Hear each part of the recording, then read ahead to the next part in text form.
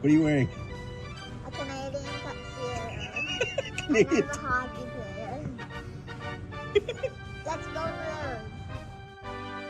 Let's go Blues. Let's go Blues. Let's go Blues. To all you Blues fans, we're bleeding blue with you. Let's go Blues. Let's go Blues. Let's go Blues.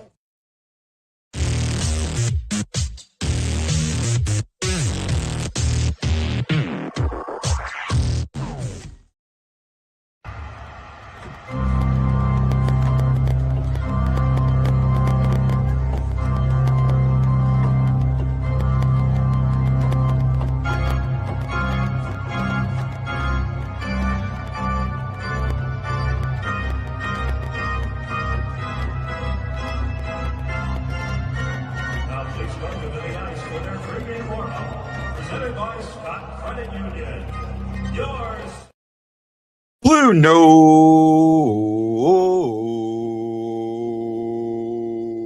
No, no. Blue Note. Fan report. Aloha, everybody. I am Guy and I look like hell, but what the hell? I'm here for you. Blues on a 4-game winning streak. Carolina on a 6-game winning streak. One of them is going to win tonight. Hopefully it's theirs, not ours. I'm excited. It should be a good game. I like what we're seeing, man. You know, I get some people want to lose, get that first or second round pick, get in the lottery. I don't trust the lottery. I mean, the same people that want to be in the lottery are people that have been yelling, the lottery's rigged, the draft is rigged, the draft is rigged. But you want it. I don't get it. I don't get it. I hope Stephen Glass is here today. If he is, and he said something that's his birthday, I got to sing happy birthday to him. Hope you show up, Stephen Glass. Chris Shockey family, congratulations. His oldest son, his son from a previous relationship, graduated and became a grunt today. Bullet stopper. Another bullet stopper. I've been hearing a little bit around about what's being said about the trade deadline and what happened, and then Rutherford's got a good article out there with Tom Stillman and that. This is Thomas's team, and I know Matt Lowe said he thinks Thomas is on his way out the door. I don't, and I didn't hear the interview. I haven't had a chance to listen to it yet. Sometimes that stuff's hard to find. But I'm going to try and see if I can find a snippet of it or something. I just think that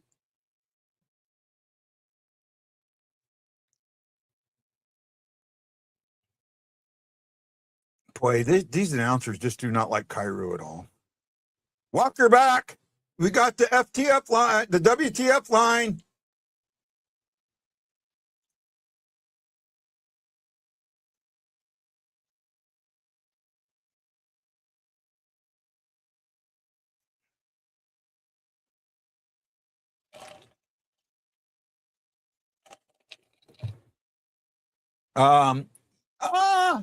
Yeah, Win. Yeah, let me send you a link. You might have the link. If you got an old link, that might work. I don't know if Justin will be here. Justin should be here shortly, but hey, no, Druin, now they let Druin go back to go to Long Island to get his stuff. I like that story. Druin's been a good pickup for us. We had the Islanders fan on. This me and this O-ring, we don't like each other. Do not like each other today. Do not like each other.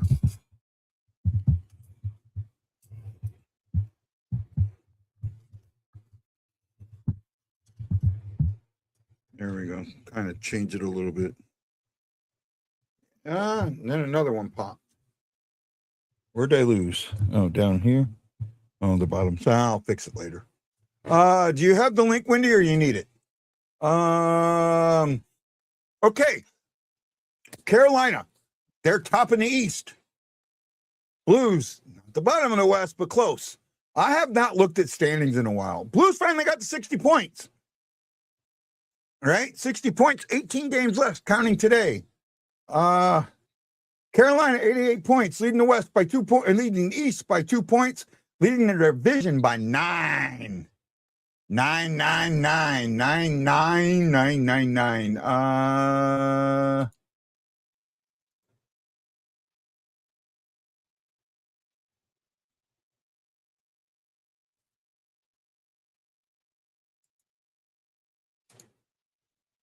I'm dumb.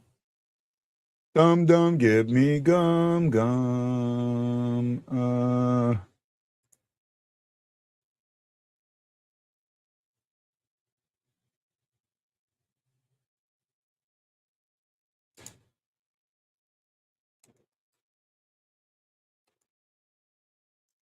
And I haven't sent Wendy anything. Wendy, I sent it via X.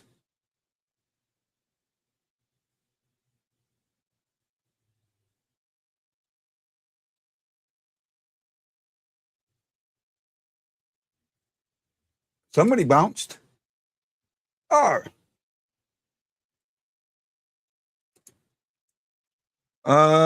Justin should be here very, very shortly.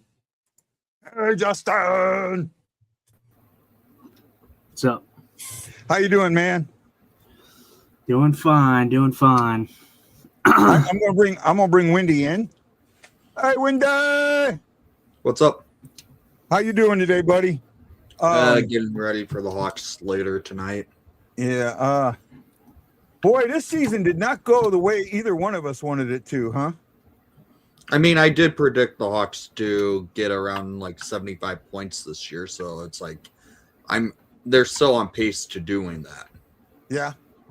Well, you predicted them last in the division too, right? Yeah. Right. None of us picked the Blues to be last in the division. You probably had them lowest. I think I had them 5th or 4th, somewhere around there. 5th or 6th. Well, you had them out of the playoffs, didn't you? I don't think so. I thought I had them in the wild card. Yeah. No, they just haven't had a great season. Blackhawks are in a perpetual rebuild, retool. Will another high round draft pick help you guys? I think so. I think this offseason's the last year of the true, being in the bottom of the basement of the league. This year, before the Bedard and Nazar injuries, the Hawks were in a wild card position. They were playing good hockey up until Nazar and Bedard had their injuries and were out for about a month. Mm-hmm. And I thought, okay, maybe we're seeing that turnaround. The Hawks might be a wild card contender for the rest of the season and probably miss by a few points. But when the injuries happened, team kind of fell apart. Them coming back after the Olympic break, they've been playing good hockey again, and the team's better than what they are on paper. Same thing with the Blues. The Blues are the Blues are better on paper than what they are. The exact opposite, I guess. Mm-hmm. Blues taking on Carolina today. Any thoughts? Start with Justin.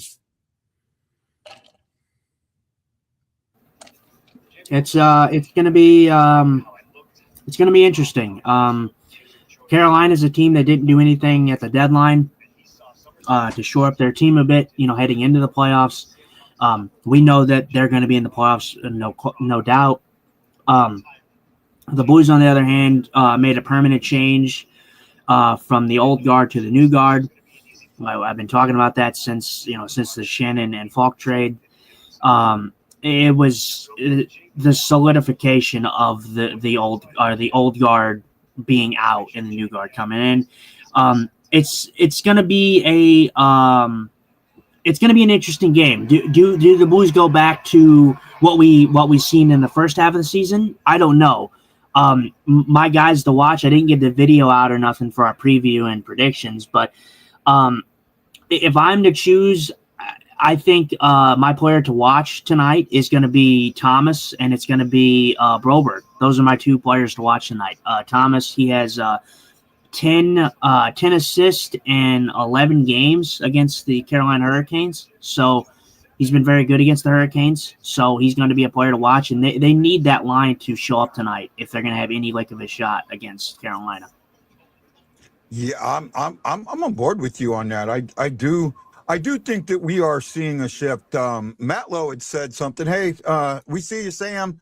Matt Lowe had said something about, Robert Thomas in an interview on 101. I haven't been able to find it or see it. And I really haven't had a chance to go look for it. But I think Thomas is. I think you're starting to see that Thomas is. The team is following Thomas.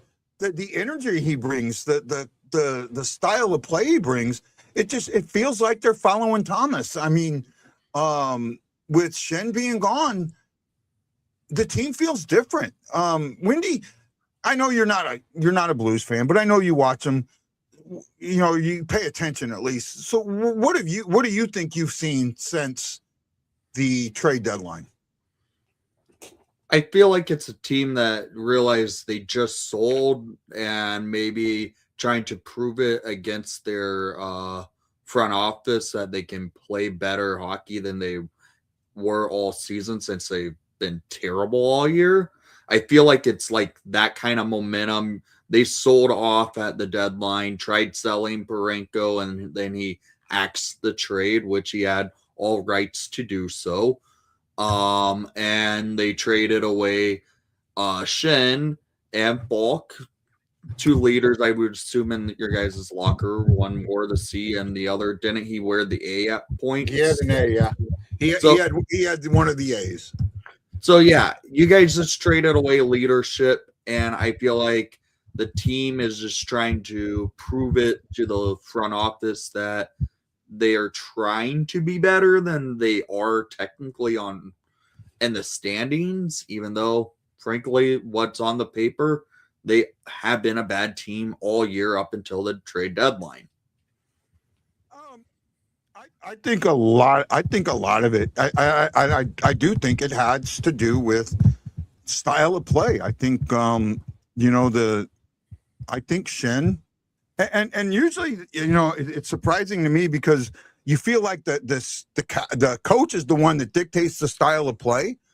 But I feel like maybe there was some resistance between some of the older players to play that wide open offensive style because they've been pounded on defense. And the last 3 games, we've seen a more wide open style of defense. The one thing that I think is hurting the Blues more than anything else is they don't know how to get over adversity. They had that goal pulled off and it just fell apart.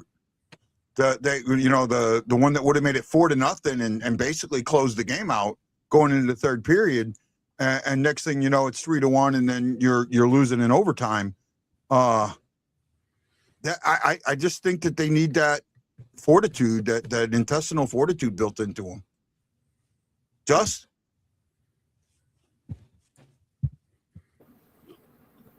I mean, I don't particularly agree with the fact that they gave up. I mean, they had a 4-minute power play and they tied the game. What did the Islanders do in that third period? Outside of that 4-minute power play, nothing. They did nothing in that period. The Blues were fine in that period. I don't agree with that stance on that game, but we've seen it in the beginning portions of the season for sure, where this team has showed no effort. That game, I didn't feel that there wasn't any effort, that they just gave up. So I don't agree with that at all. But well, I didn't say they gave up. I said that they let the adversity, they needed another goal and they couldn't get it. Right? You got outshot 20. I mean, and shots don't matter, but you still got outshot 21-41 or something like that in regulation. There was some adversity there that they didn't overcome. That's what I said. All right. What are our thought processes on this game? Binnington versus who's the goalie? I think it's going to be Anderson. I'm not sure. Did anybody see who the starting goalie for today was? Mm-mm. Let me see if I can pull it up here real quick. Oh my goodness. It's Brandon Bussey. Is it Bussey? Yeah. Okay, so Binnington versus Bussey. Bussey 25 4-1 with a 238 and an 899. Binnington with a 9-18-6, a 355 and an 868. I mean, the save percentages ain't that much different, but everything else is. I mean, you got look at a guy with a 900 save percentage, basically 900 save percentage. And he's won 25 games. That's telling you that the team scores. Right? He's got a 238 save percentage. They play deep. They don't let shots on net. They score and don't let shots on net. Unless I'm reading that wrong. Yeah, Hurricanes are a team that's hard to get shots off. I think they allow the fewest shots on goal from any team in the league this year. Bussey's a good young rookie, not a young rookie goalie. Mm-hmm. He's kind of a surprise rookie that came out of nowhere. No one expected him to pretty much take the reins as the number one guy in Carolina this year. Yeah. He basically is in a similar position as to Cam Ward in 2006 and kind of Binnington in 2019 came out of nowhere. No one expected much out of him and kind of proving to be a pretty solid goalie for the Carolina Hurricanes.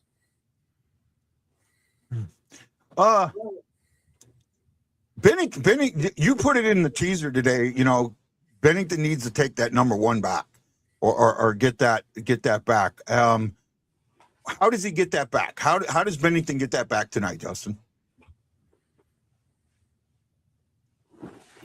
The thing that I said was Binnington needs to show us that he's still a number one for this team. So, and for me, I mean, it's just getting to Binnington style of game. You know, we know how Jordan Binnington can play when he's on his game.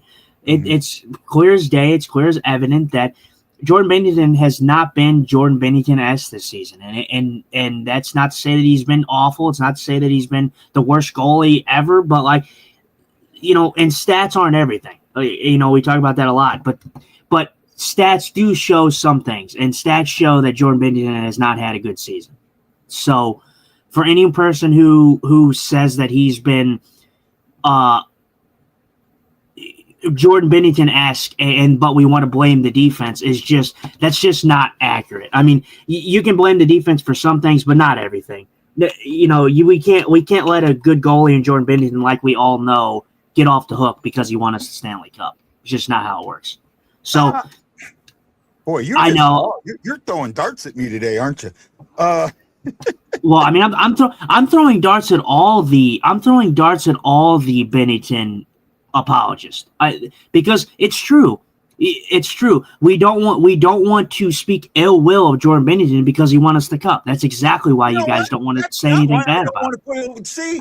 Then you. Oh man, I'm not going to go there. I'm not going. Okay, go there because you think that I'm throwing shade at you, and I'm not. I'm throwing shade at every general person who doesn't think that there's anything wrong with Jordan Binnington right now. So winning the cup has nothing to do with why I feel Binnington is better than his numbers. It has nothing to do with why I feel Binnington's better than numbers. And we all know that he's a clutch goalie. We all know that. You know, but as for the regular season, Olympics, look at his numbers in the Four Nations. When he has a team that plays solid defense in front of him, he's that guy. And the Blues defense in front of him has not been good this season. And if it's a circle of mistrust where, you know, he doesn't trust the defense, and all of a sudden that leads to him being out of position. He lets it go in, and the defense trusts him even less, and then they get more out of position, and it's just around and around and around. I talked about that when Jake, I know you weren't here, but I talked about that with Jake Allen. Wendy, you might remember me talking about a circle of mistrust when Jake Allen was here. How it just felt like that. But his skills, the quality of what he can do is still there. So what is it that lets all the extra goals in? It's got to be something else. Because if he was this bad, he would have been this bad in the Olympics against the best in the world. That's my point. That's where I'm looking. No one's saying he's a first. The neutral party. I want to hear the neutral party on this. Somewhat neutral. Well, frankly, it's the team up front of it.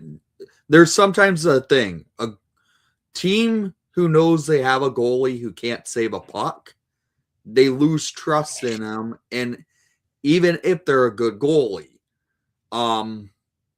it seems like up front, it could be a trust thing with the team up front of him, not knowing if they can get much out of him with the fact to make that extra save they need, even because the team is defensively weak. Like on Chicago's point of view, I will say it like this. We have Spencer Knight, Arvid Soderblom. The Hawks trust Spencer Knight so much they can the defense can play a little bit more relaxed and lackadaisical in some points because they have a goalie they know will make that extra save for them to get a point or two in a game. Arvid Soderblom, on the other hand, they have a goalie that tends to make it hard to trust between the pipes, making that big save needed to get a win. It's sometimes a trust thing and a confidence thing in your goaltender. Yes, if Binnington was on like a team like Edmonton or a team like, let's say, Carolina, for instance, he will be a top goalie. He's on St. Louis, a terrible team. Not a terrible team, a team playing badly. They are a terrible team. If they're in the bottom five in the league, they are a terrible team. You have to say it. So are you guys a terrible team? Yes, I'd say we're a terrible team. Okay, fair enough. The Hawks are a rebuilding young team, and they don't play good hockey. Yes, but St. Louis is a team who is not a good hockey team defensively or offensively. It's not going to help a situation and trusting a goalie who seems to play better when he has a better defensively minded team up front of him. St. Louis defense is not the greatest. Their defense, I'd say their defensive play, but they got young. They're younger. I'm going to let Justin answer now. Sorry. Go, Justin. Philip Broberg is better than every defenseman on Edmonton. So I don't know what we're talking about with Edmonton. That doesn't make any sense to me. Carolina, sure. Carolina has some great players. Jacob Slavin, he's the man over there. But I mean, let's take away from who we have in front of us. Okay, Joe Hofer has the same guys in front of him. I get it. It's a trust thing. It's a confidence thing. Whatever it could be. He still has the same guys in front of him. He still has to perform. He still has to pick up for the team slack. He has the same exact players in front of him. So I don't always like the excuse. Oh well, the confidence of a team. They don't trust the goalie. There's times where Joe Hofer gets hung out to dry, but Joe Hofer has been making that extra save.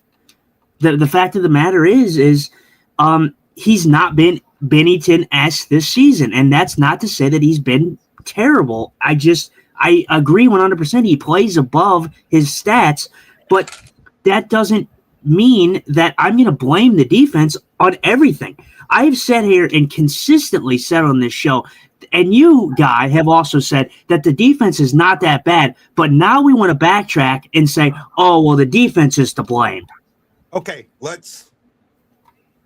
I think we're misunderstanding what the defense is.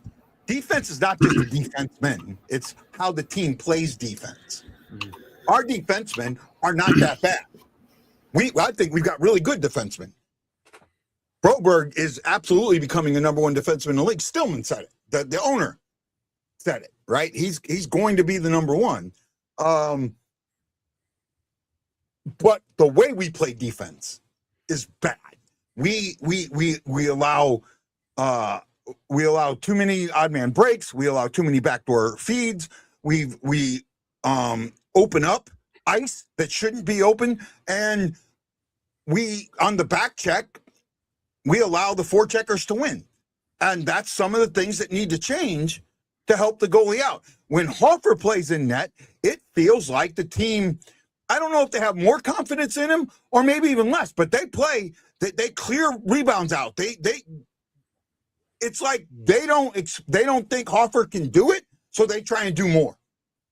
They think Binnington can do it, so they try and do less. That's how I see it. And I could be a complete idiot. I don't know. Good argument, though. Winnie, you stepped into one today, didn't you, bud?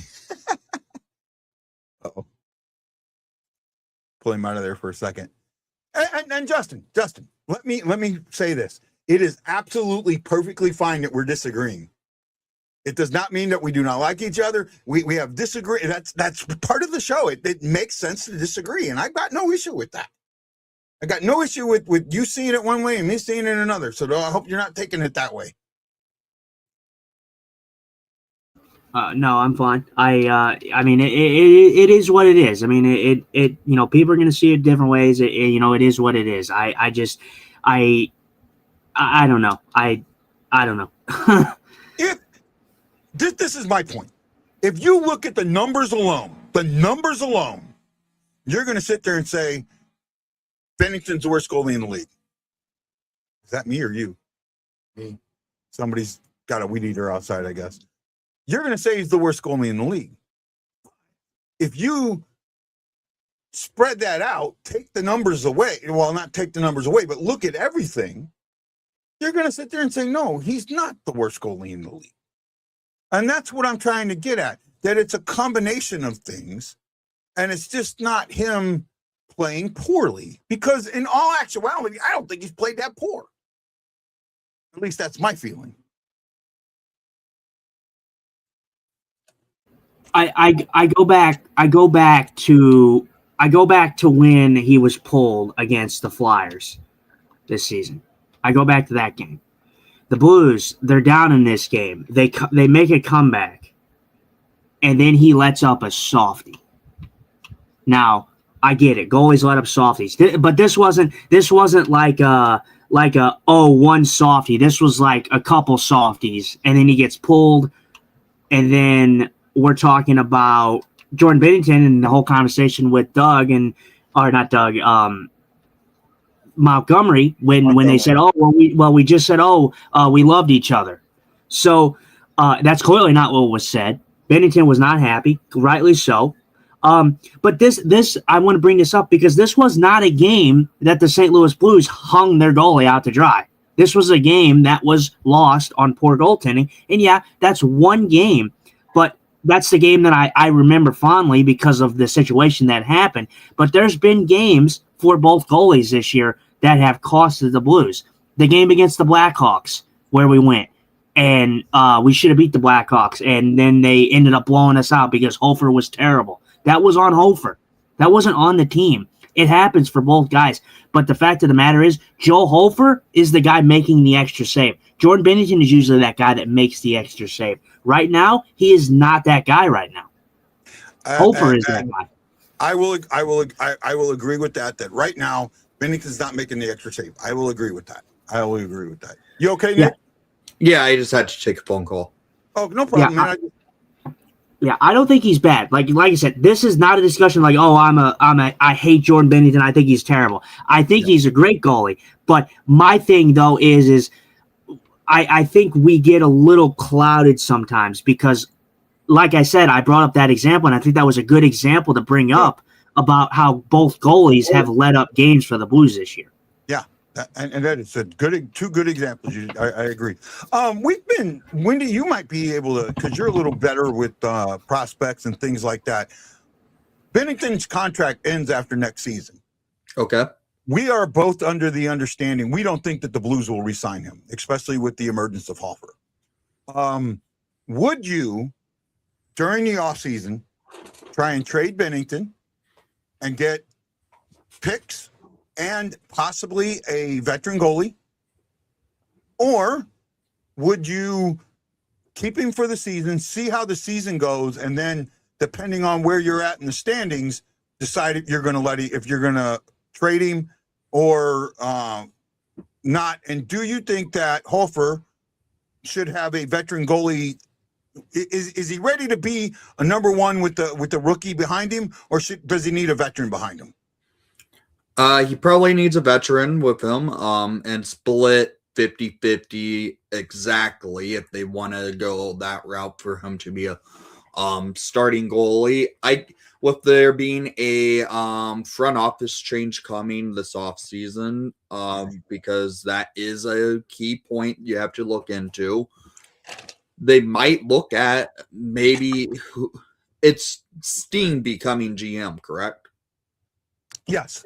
And Doug Armstrong will say the president of hockey operations. Okay.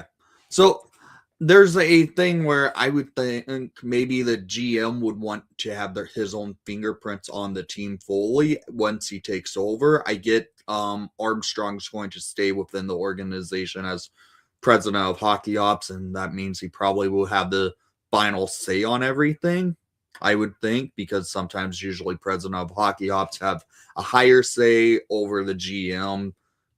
One nice thing the Hawks don't have is a president of hockey operations anymore. I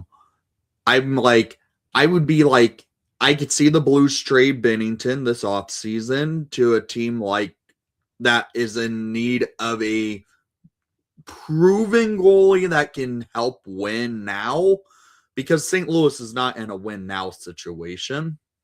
And with it being an expiring contract, I could see them look at it where they could trade him to a team that has a goalie who has a little bit more term, is more of a veteran, and then get a little bit more assets in it if it's a bad contract to kind of even out a deal to work out maybe Binnington plus maybe a third round pick to a team for a veteran goalie with maybe a second round pick coming back.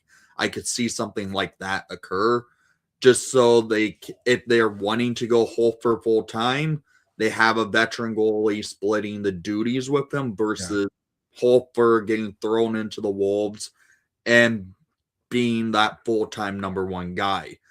That's where I would be like, I would say probably is the more likelihood of a Binnington. I brought up something.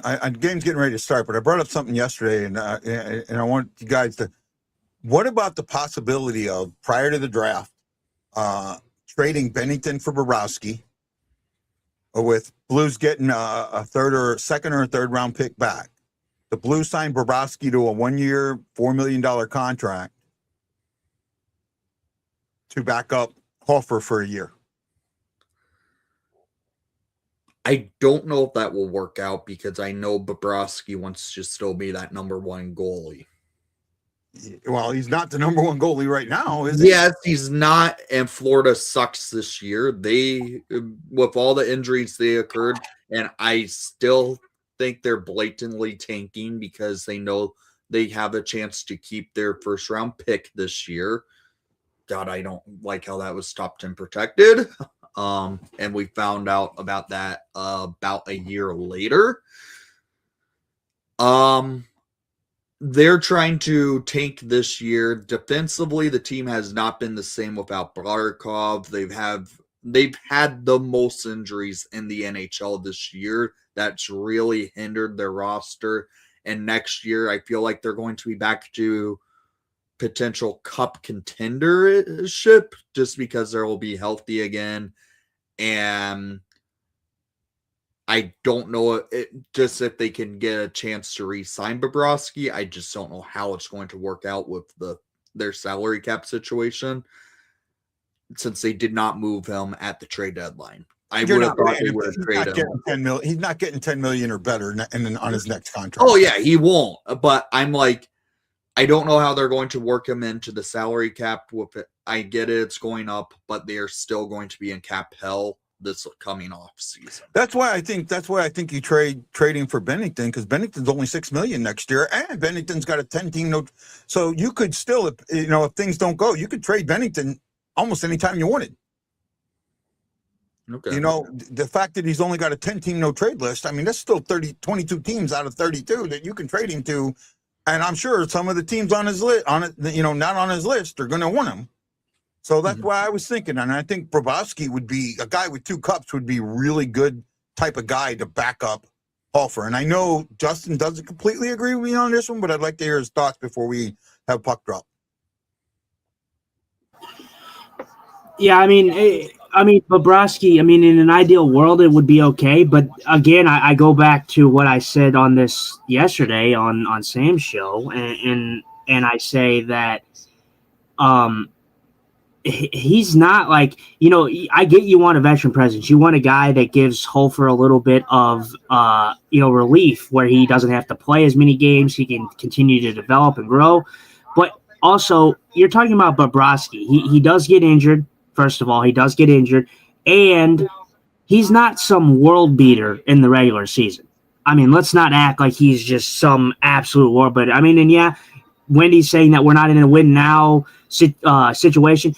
I partially don't agree with that, because you took the President's Trophy winners, and although they're not good this year, which we all expected that was going to happen, they were still the President's Trophy winners last year, and you should have beat them, and you did not. You took them to 7. You were the better team throughout that whole series, and you lost. It was unfortunate. It was a devastating loss for St. Louis, but to say that this team is not in a winning situation when their team, I think, on paper is better now than it was last year, because you have additions like Suter, you have additions like Dvorsky coming up, who's playing really well. Yeah, he's still young, but the team on paper looks better than the team that we had last season against the Jets.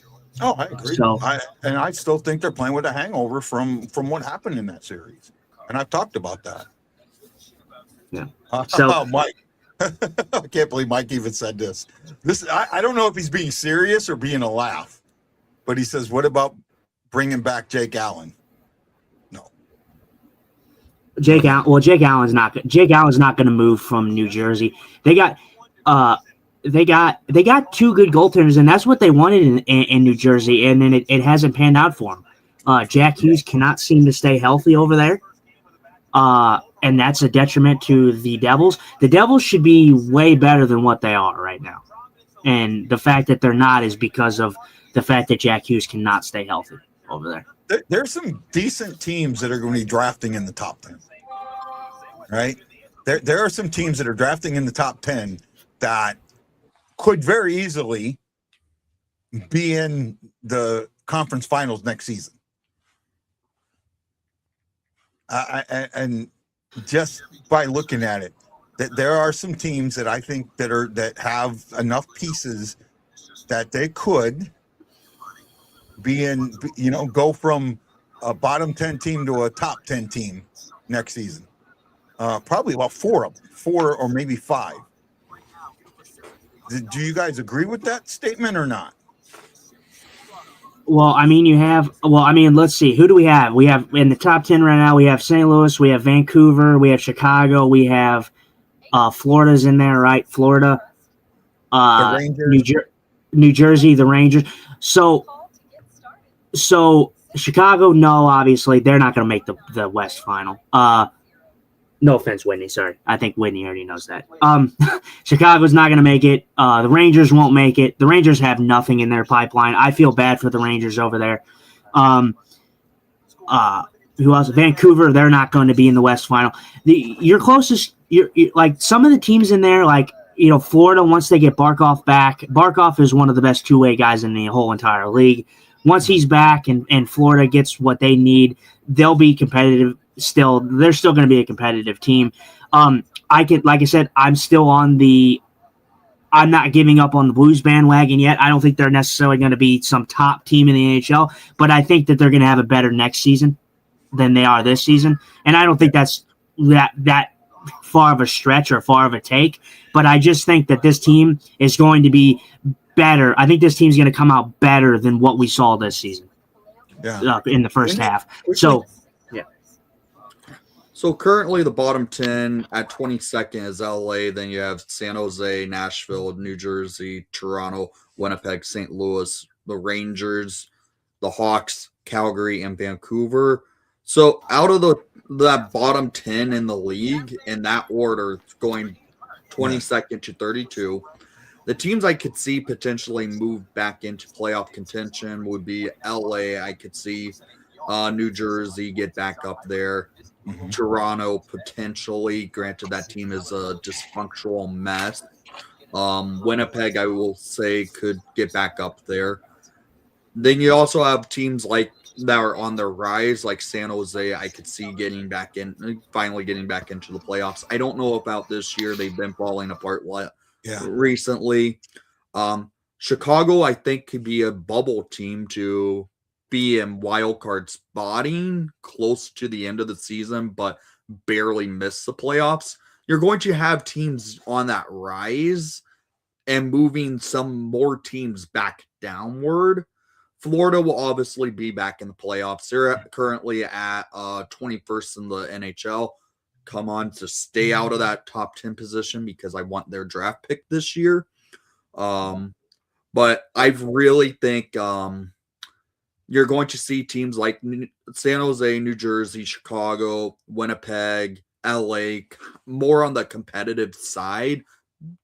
A couple of them will be bubble teams. A couple of them will be in the playoffs, and a couple of them will obviously miss. I just don't know what will happen with it because I know Vancouver definitely won't be in it. Calgary definitely won't be in it. Nashville is still a question because they're going to be in a new GM hunt, and I honestly think a new GM is definitely needed, and that team has zero key prospects in that pipeline to really help them for their future.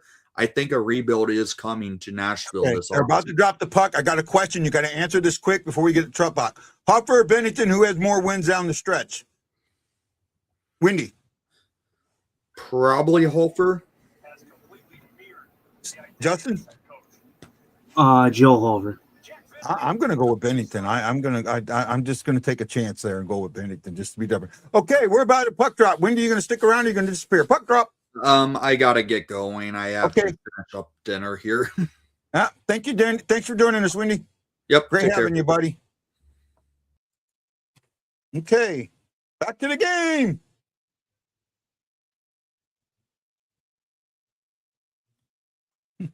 Yeah, did you hear that about Giroux and why he's not in the lineup?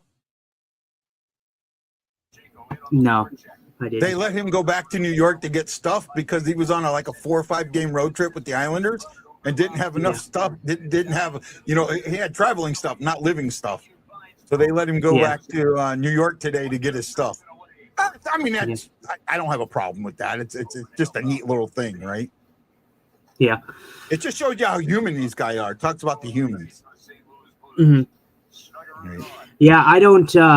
We can kind of talk about it, but I will say we didn't get to touch on it. I didn't agree with that take at all. By the way. I think some of those. I mean, I think the Blues are going to be in the playoffs next year. Some of them, sure. I think San Jose could have a shot next year, but come on. I mean, I get it. You're going to get that. Obviously, I said the same thing about Chicago. They're not going to be a playoff team next year. They're going to get closer and closer because that's just the cycle of hockey. But to say that St. Louis doesn't have better pieces than Chicago does is just crazy to me. I think St. Louis is leaps ahead of Chicago in talent. Yeah, I do agree with you on that. I do agree. And Wendy does downgrade the Blues a lot more than what a save, Bennett. I think he said that. Oh, nice save! Oh, 2 good saves, Binnington. Yes, I'll be a Binnington fan today. I think he saved it. Say again. I think he saved it. I don't know if it hit the post or if he saved it. I saved one of them. They gave him 1 shot on goal. Okay, I think he saved the second opportunity. I don't know what the first one did. Hang on, did he save the second? Oh yeah, he did. I think he did get a piece of. Oh no, he got 2 saves. I think right there. I think. Oh, so yeah, actually, he makes. Well, the first one is a direct save. The second one hits his pad as it's coming away, so it's not really a shot.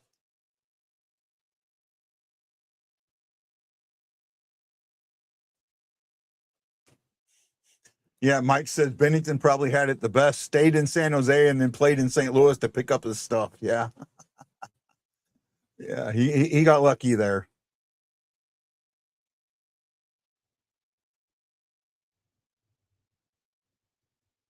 Oh, they gave him 2 shots. They did give him 2 shots on that.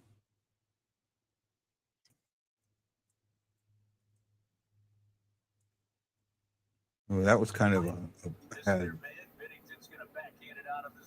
Carolina in this situation, we talk about this. How I've talked about this, shots are not really a massive key factor.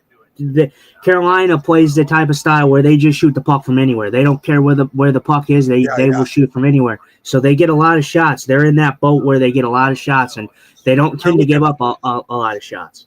Yeah, they're looking for rebounds, right? They're looking for that second chance opportunity. Yeah. Right. They're a team that probably averages a high 30s on the shot count a game. They lead the league. I heard Curb say that they lead the league in shot attempts. Yeah, they get a lot of shots, and a lot of them are not quality shots. They're just garbage shots, but they create their opportunities with those type of shots. Earlier, so I won't mention it. Never mind. Huh? I just it didn't get mentioned, but Binnington got caught. Oh, nice, another good save. Binnington was playing the puck, and our defense was not perfectly set up, and he took the puck and he flipped it really high into Colorado or in the Carolina zone. Yeah, that type of play from him is what I hope Hofer sees and learns. Right, so. All right. Well, just give it a minute. Yeah, just give it a minute. Oh wow, he got lucky. That puck's still loose. Wow, he just pulled a Hofer. Wow. Okay, I admit that he just screwed up puck handling. You hear me say it.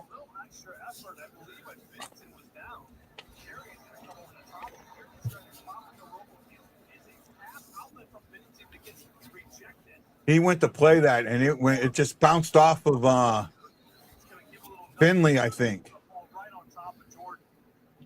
This is the second save of the game we've seen from Binnington. We're at second, third effort, a swarm of that Carolina offense, like we call. Yeah.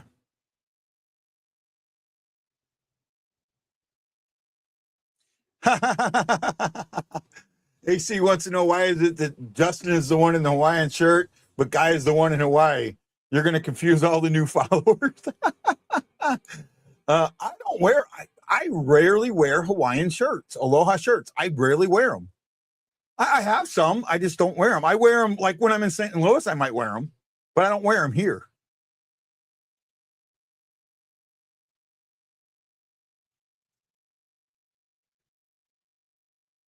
Blues look confused right now.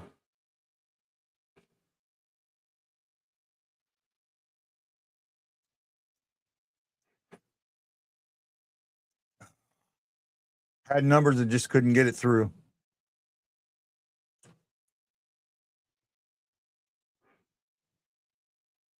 Kelsey Max says, Kelsey says, if you're in Hawaii, isn't every shirt a Hawaiian shirt?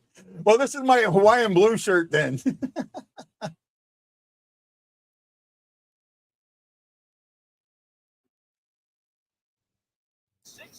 Yeah, I mean it's my work attire. I like wearing these type of shirts. I wear college shirts because and these are dry fit because they keep you cool. So. I need dry fit today. Forecheck chances, three, first in the league, rush chances, second in the league. That's the thing with that I was talking about with the Blues defense, letting other teams get back there on the forecheck and creating chances and not ending the rush by winning the back check. Well, and it also comes down to a system. Carolina's been the same way for years now, and they've had a great coach in Rob Brindamore, who has praised. And we talk about this a lot. Like you're not the biggest Berube fan, but the one thing that, if you think about it, Rob Brindamore, it's a little different because Carolina he has the mentality to have Carolina shoot the puck, and they do shoot the puck. So he's a little bit more offensive than Berube is. But Rob Brindamore is not he's not some offensive juggernaut guru coach. He's a very defensive coach. Yeah, he's a defensive coach. But he also believes in the best defense is a great offense, right? Mm-hmm. And that's what a save! Wow, what a pad save there. What was I just lost what I was going to say here. Brindamore, from what I remember of him as a player, he was a tough offensive player. Like he was a Selke type player. He's like the kind of guy that you would think of the Selke when Selke was mentioned. Maybe I'm a little wrong on that, but it just feels like that. Well, that's why I say that he's a little different, because I think that he's a guy that can balance both. He's done a good job in Carolina balancing both. Yeah. But the thing is if you look at it, like I said, Carolina does good with shooting the puck, but they shoot the puck from just anywhere. Like any coach can go out there, whether or not the players do it or not. Any coach can really go out there and say, okay, guys, shoot the puck from anywhere. I don't care where you shoot the puck at, but just shoot the puck. I think any coach can say that. But the way that he can balance it and then have the team play defense also is really testament. That's why I was in the Brindamore bandwagon when Bannister was here, and I thought that maybe they would have let go Brindamore from Carolina, but they didn't end up doing that. They ended up signing him. But he would have been my choice for coach. Yeah, no, I would not have had an issue with Brindamore, especially since he has Blues history. Isn't Brindamore the one who got traded away because somebody was sleeping with his wife? No, that was somebody else. No, it wasn't Brindamore. Okay. But yeah, no, I think Brindamore, but I liked Montgomery, and I love that we got Montgomery. But before that, Brindamore was my head choice of who I wanted if the Carolina Hurricanes did not sign him. Yeah, I do think that would have been a good choice. I will give you that would have been a good choice. I will be absolutely, yeah, I can see that. Brindamore's done a fantastic job. Is he in the Hall of Fame as a player? I don't think so, but he might be. I don't know. I don't know for sure, but you see, well, and I want to say this: he's done a fantastic job with Carolina. But the thing is it's kind of crazy. So with how good of a job he's done, Carolina always seems to choke, and they do choke. They choke in the playoffs, and they choke. They don't choke in the first two rounds. Usually, it's usually in the West Final. They get to the West Final pretty dominantly. Pretty easy, and then they get to the East Final, and then they just somehow fall apart. Yeah. When are they going to take that next step and get to the final? Yeah. Yeah, they've been a good team for a lot of years now. With Florida out of it this year, it's going to open up a spot for anybody in that Eastern Conference. My favorite was still Florida, or not Florida. Tampa, and it has been since the beginning. When I had my preview, Florida or Tampa has been my pick for the East. So I think it's still a good shot, but I think I'd like to see Carolina in the final. I think it would be very cool. If it was me, if I'm booking it, and I wish I had a say in it, and obviously what happened, I would love to see a Carolina Dallas final or a Dallas Tampa final. And that's kind of what I went with. I went with Tampa and Dallas. A repeat of Yeah. the bubble final. Yeah. Yep. All right. And for me, I think I really just want to see Carolina get over the hump for the first time. And I'm kind of the same way with Dallas. Like I shouldn't want Dallas to win, but Dallas has been in that when are they going to get over the hump type of thing for a couple seasons now. Like they've been in it and then they haven't. So Dallas is going to have to hope that they have the goaltending to beat. They have the goaltending to beat Colorado, right? What they need to do is have an offense that's going to be timely, right? It's not like they need to score 99 goals, but they need an offense that's going to get you the goal when you need a goal. They're going to need a goal to change momentum, because in that series, and I'm pretty sure that series will happen, right? That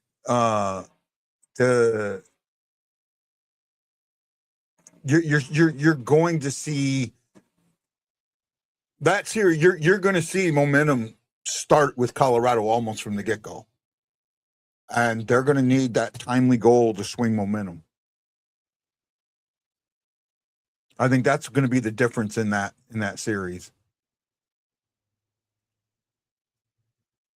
Hefner, you're in timeout, bud. I can't actually put you in timeout, but you're in timeout.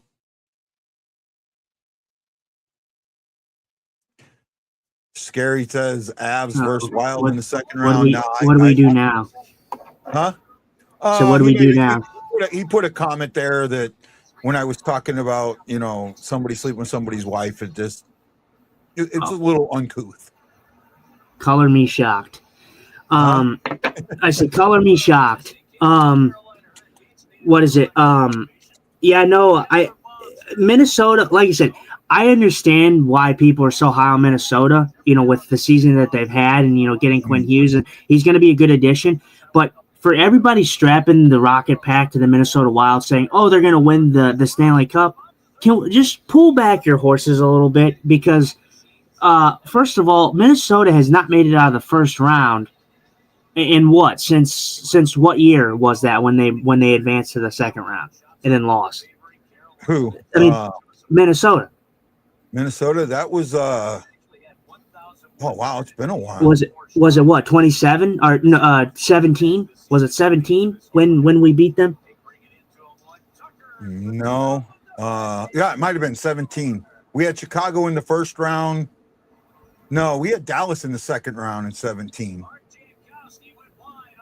Oh wow. That's Tyler Tucker right there for you. He got absolutely coned. Yeah, I don't know. Tyler Tucker hung out to dry here. I don't know. Yeah, this was not. Yeah, this was pretty lackadaisical on Tucker's part. I don't know what he's doing. Yeah. I mean, he gets absolutely just coned. Not even close. And then the guy who scores plops his mouth on the crossbar. Yeah. But yeah, no. Bad defensive coverage there by Tyler Tucker. He just made that way too easy. Yeah. But yeah, no, I think for me it's going to be interesting this year because it's going to be a toss up. Obviously Colorado's your favorite in the West right now, but everybody's strapping the pack to Minnesota right now and saying that they're going to win the Cup. Let's just slow your roll. This team has made the playoffs 9 of 10 years and has been out in the first round in pretty much almost every series besides one. So, let's not act like they're a proven playoff team. Just because they got Quinn Hughes doesn't make them automatically Stanley Cup winners. I love the guy. I think he's fantastic, but Blues are just fumbling the puck right now. They cannot find any footing with passing. They can't find any footing. They can't find any. What a save! Yeah, great save. Yeah, discombobulated and confused.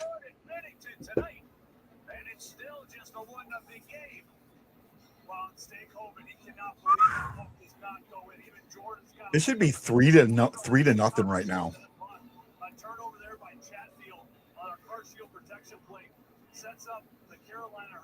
Great save. I don't even think. I think Jordan's surprised. I hope that. Oh wow! I don't even know how he saved that.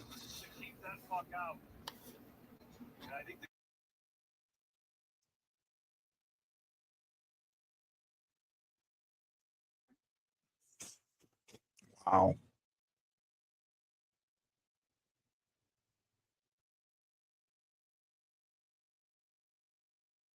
Oh.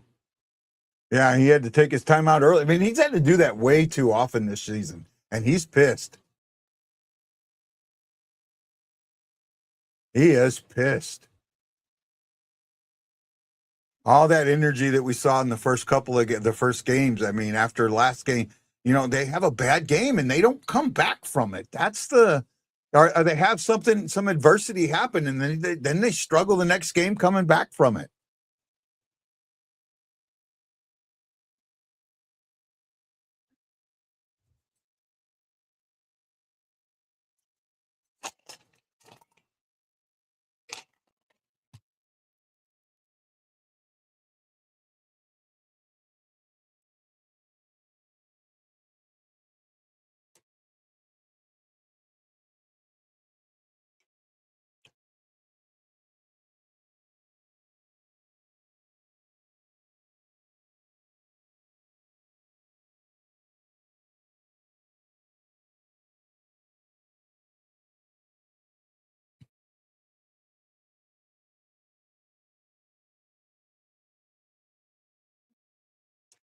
By the way, my player today was Stenberg. I didn't get to say that. I did he get a point in the last game? I don't think so. No, I don't think so. I think he would have gotten a point on the one that got pulled back.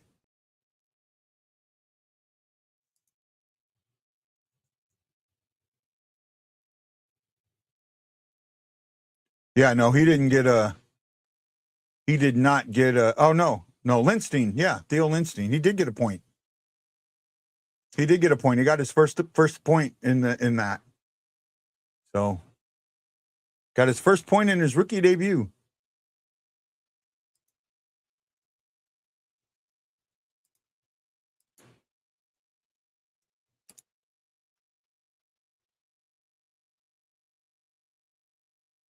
Oh man, yeah, they're fumbling with everything.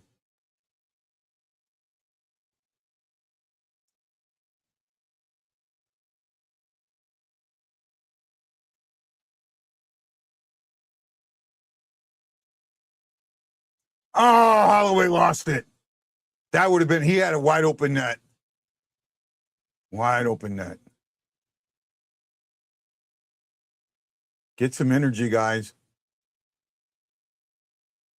Good zone time.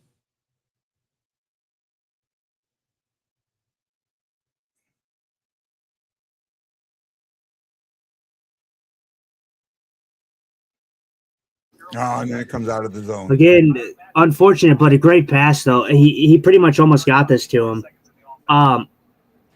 Another great shift by the first line. This first line's been very impressive to watch. Yeah. Snuggerud and Thomas especially are going to be very, very good for years to come for this team.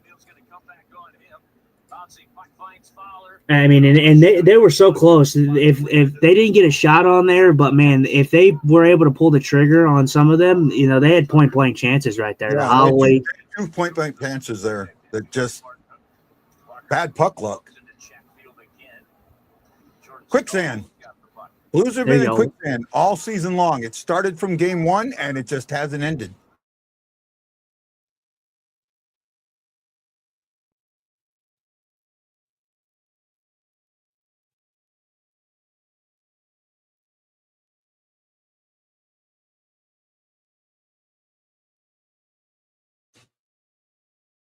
So apparently, Thomas has a injury to his pinky finger. Yeah, they got a broken pinky. Yeah, that was the last game, or the last one when he took that. Yeah, last game when he took that hit. Parayko took a shot and then he missed the net. He missed the net completely, but that's what you like to see. You like to see Parayko shoot, but he missed. You'd like to see that on net. But When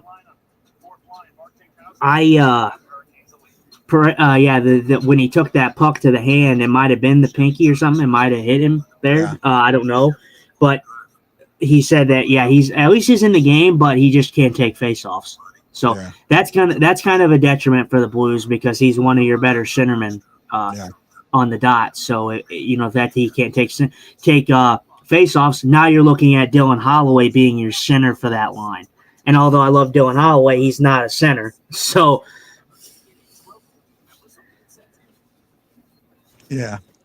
but good zone time. That was the best. That was the best that the Blues looked in this game so far. Was the Thomas line right there, getting some pressure, and they got some good pressure. If they got the shots off, who knows what could happen? They had point blank chances, just didn't shoot. No, agreed. I absolutely agree with you, my friend. There you go. Shots are God. I don't even want to say the number. 11-1 this period. Yeah. Well, the first 10 minutes, the Canes were well in control. But here in the last couple minutes, the Blues, after the timeout, have picked it up.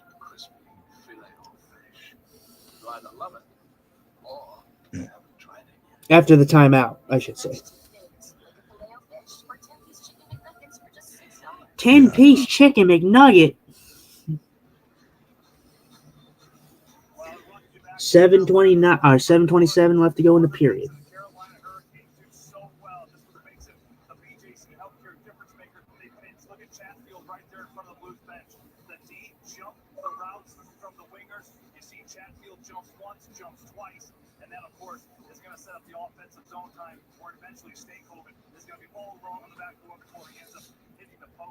Hey, did you know the BlueNote fan report is live now? Huh? Did I know?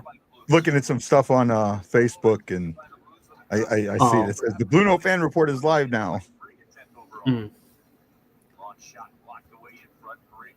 You hit a low, you can explain to a baby hockey fan what makes a good center versus a good winger. Oh, that's a good question.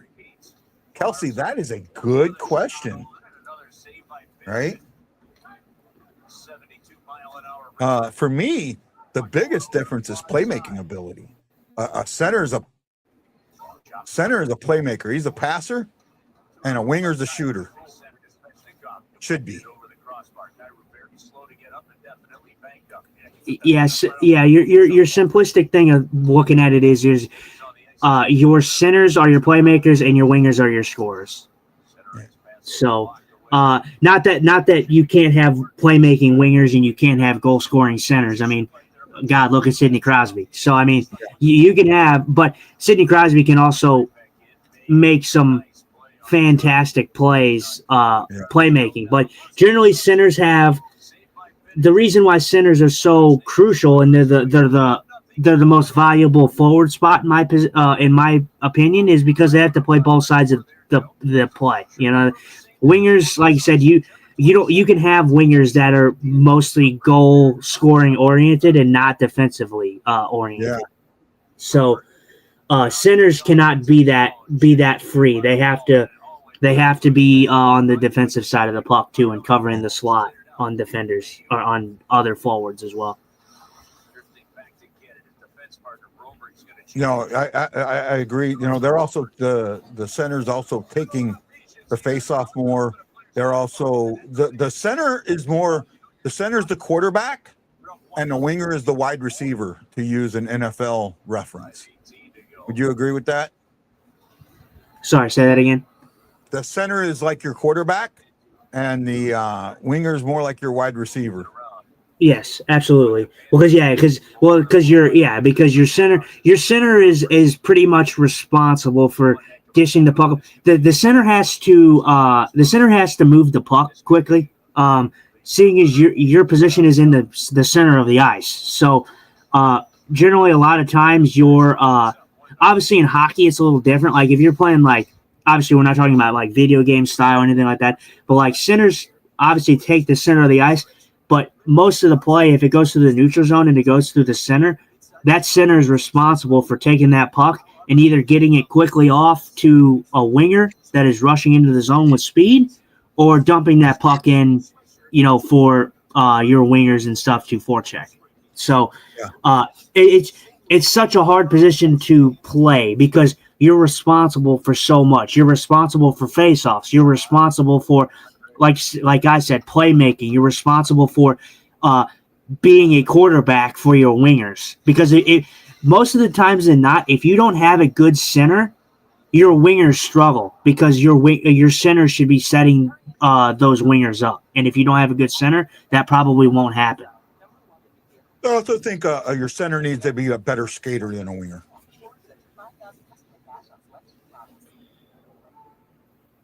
I don't know. I don't know if it's. I mean, yeah, you want them to be good skating, but I think for the skating aspect of things, I think the reason I could be on board with that is because they play both sides of the puck. You have to play offensively, but you have to also play defensively. You're responsible for both sides. So being a good skater helps you do that. But like in the grand scheme of things, I don't particularly think you need to be a better skater than a winger. Because I mean, you look at some of the others, like Kyrou, for instance, like he's super fast, and then you look at someone like when he was playing like Braden Shin. Braden Shin's not like a. I mean, he's great, but I mean, do you really classify him as a great skater? I don't know. True. I don't know. Well, he's lost a step. So, like when you say Holloway isn't the center you want, well, Holloway's not a center to begin with. Yeah, Holloway's a winger. Less of a player to play through and more of a player to play to. Close. I mean, simplistically, yeah. I mean, you're close. He's the guy you want in the position to shoot, not the guy you want to find the guy in the position to shoot. Well, and your center also, your center's also responsible for more so not shooting the puck. Like you want everybody on your team to shoot the puck when you have the opportunity, but centers are also responsible for being in front of the net, aka Sidney Crosby, being in front of the net, tipping, screening goalies. Their responsibility is not let me just say this. Actually, let me word it like this because I think it's a little better. Obviously, you want everybody to shoot. You want everybody to score, but your center's main priority should never be scoring. Should never be scoring. Obviously, you want to score, but as a center, your priority should be setting up other guys to score. Yeah. With one exception. Yeah. Gretzky. Yeah. I mean, like you said, you have generational centers to where like centers they really know how to score, like a.k.a. Nathan McKinnon, Connor McDavid. But those guys, like in the grand scheme of things, those guys are not defensively sound. Like those guys are guys that can like they don't have to play defense, like a lot of defense on that position because they score so much. Yeah. So it's a little different. But like most centers in the league, they're not Nathan McKinnon, they're not Connor McDavid, so they can't afford the luxury of not playing both sides of the puck because it costs them if they do not. Carolina is playing a version of the neutral zone trap that is just stifling the Blues. They are not letting once the Blues hit the red line, that half of the ice, they are not letting the Blues have anything. That if the Blues do get it into the zone, they can't get a shot off. The Carolina's clogging the middle. They're not even giving them the outside. I mean, the Blues Blues aren't even taking outside shots, which maybe they need to start doing. Shots are 13-2, and it is clear that at this point Carolina has controlled this game from the puck drop. I don't think other than that one shift have the Blues done anything in this game to make me feel like they were in this game. There's been Carolina's been very good defensively. The Blues, there's a few chances where, like you said, we talked about the Thomas shift. There's a few chances where they've been in the zone and they've actually they got a quick pass off, right? They got a quick pass off, but then didn't get a shot off. If they got the shot off, it may have been a little different because there was opportunities to where they could have got a decent shot. If they shot, they could have got a decent opportunity. You never know. So, yeah. As for the control, though, the Carolina Hurricanes have been swiftly in control.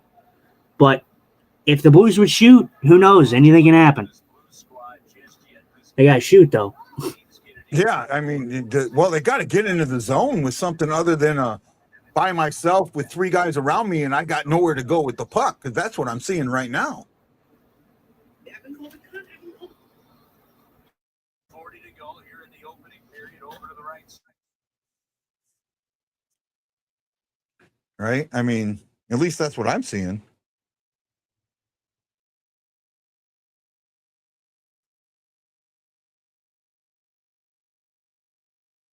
Nice back check by Broberg there.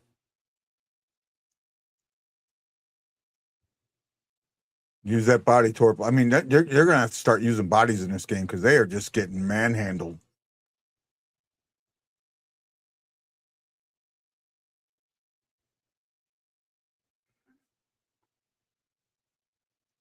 One minute to go in the period. I mean, we're lucky we're only down by one. I mean, we really are. We have not.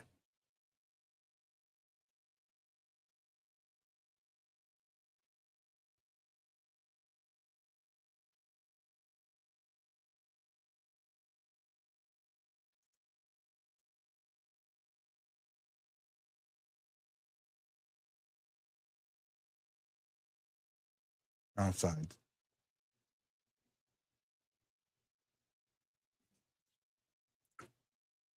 Kelsey, welcome back. Thanks for joining us again and becoming a new fan. We love ya.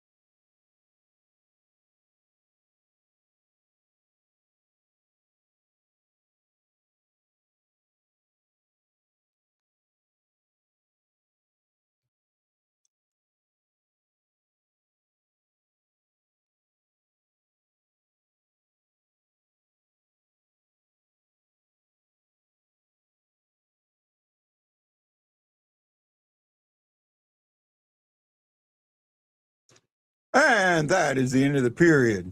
Not a 13-2. Wow. Justin, you're gonna have to cover this for a second. I gotta use the restroom. All right. Yeah, not an ideal period for the St. Louis Blues, and that's okay. You know, Carolina, this was going to be a tough game. Obviously, this is their hardest game coming out of the Olympic break here.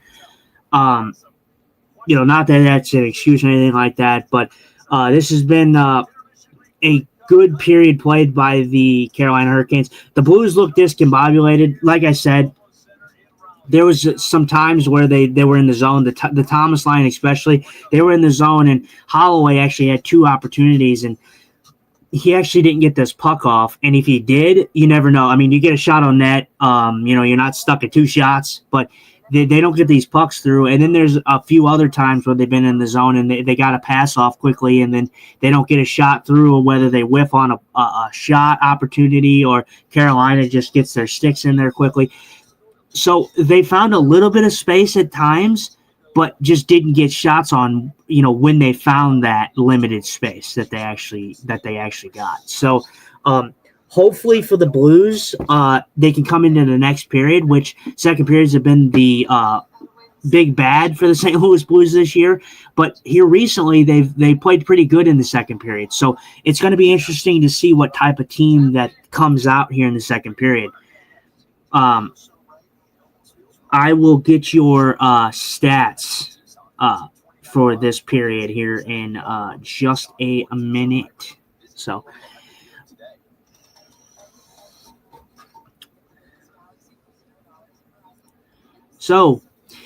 as for the shots, we talked about it before Guy left. They're registered at 13-2 for the Carolina Hurricanes as we speak. That could change. They fluctuate. You always know that. Block shots. The Carolina Hurricanes have 5, while the St. Louis Blues have 3. The hits are favor of the St. Louis Blues with 6-2 in favor of the Blues for hits. This is not surprising. When you don't have the puck, you have to hit. So, not surprising to see the Blues up on the hits there. Faceoffs are 9-8 right now. Definitely closer than what you would believe with Robert Thomas not being on the dot. So, and there's been no penalties in this game. So it's been a pretty disciplined game for both teams. And those are your stats. And then the most important one, 1-0 for Carolina. Holloway's taken 2 faceoffs and he's 1 for 1, 1-1. Yep. 1 win, 1 loss. Yeah, there's been 75%, 3-1. Stenberg is 2-1. Dvorsky is 2-3. So I mean, they're not doing bad on the faceoff dot. It's just the attempts. The Blues had this number is absolutely, like, I don't know how to say this number. Let me put it out to the 5 people that are watching and Justin. How many attempts did the Blues have?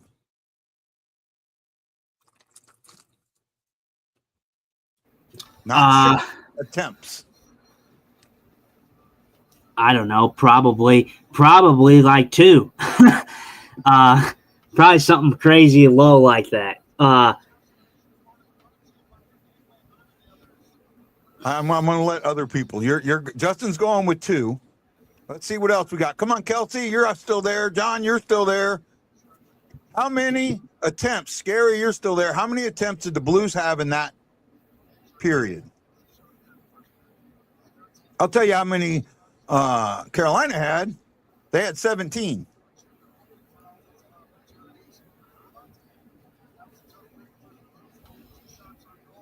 No, they are a good team.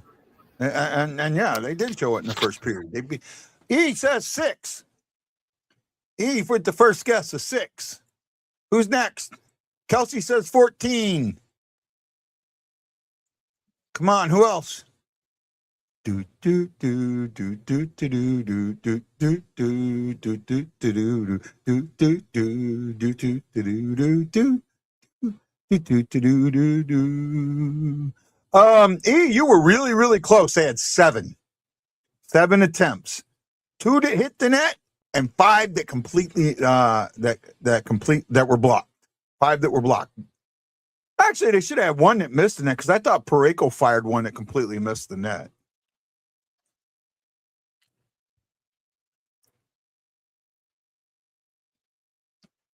We're just having fun, man. That's all we're doing, Kelsey, having fun. Having fun watching the Blues game. Torpachenko, Fowler, Walker, Finley, and Tucker are all -1.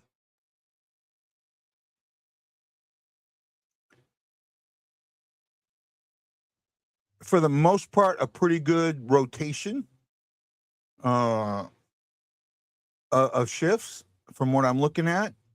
Good rotation of shifts. I could see Tucker possibly getting moved down in the pairings, or spending a little time on the bench. You're welcome for that, by the way. What? I was on the wrong side. Now you're on the right side. Or now you're on the side that you're always on. I didn't even pay attention to it. Thank you. Oh, by the way, when you came on StreamYard, did you notice the little yellow box that came up? Yeah, it's still on my screen.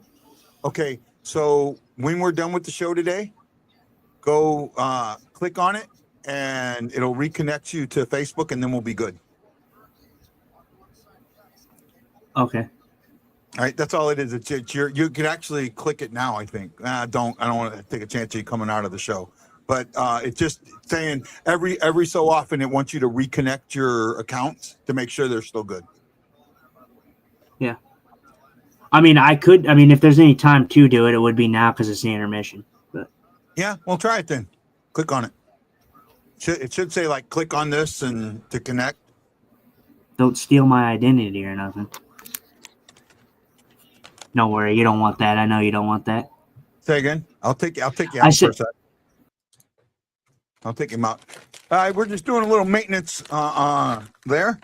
Justin will be back here very shortly. He'll give me a little thumbs up when he's good to go. No, I was correct. I was wanting to correct what you said. I said you said click on the link. I said don't steal my identity, and I said it don't matter. You don't want that anyways. Yeah, I didn't hear it. My bad. Sorry. No, you don't have to kick me. I don't think you have to kick me out of it. I don't think. I think I'm good now. Yeah. Okay. It has a check mark. I'm good to go. Okay. Now No it's green, problem, man. and now it went away. So I think I'm good now. Yeah, Kelsey's telling me Look the at same thing. I'm the best. Yeah. Oh, did you What, see that she doesn't want my identity either? No, she was saying what you said. Look above your on the screen. Look near your hat, near the top corner. Yeah, over here. Yeah, you see it? Yeah, what is it? Is it the One of the- yeah, one of the things. One of the banners. I changed the banner out. Oh, nice. Beautiful. I really like Beautiful. those. Your buddy did it. Your buddy, your friend, whoever it was, male or female, did a fantastic job.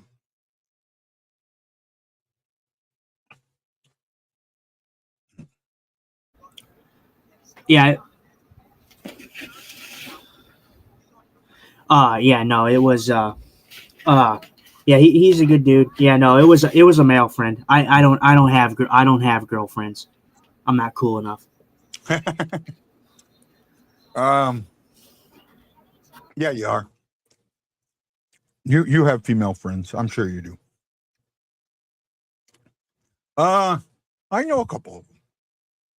At least I think I do. No, neither here nor there. Man, I was going to say something. I completely forgot what I was going to say.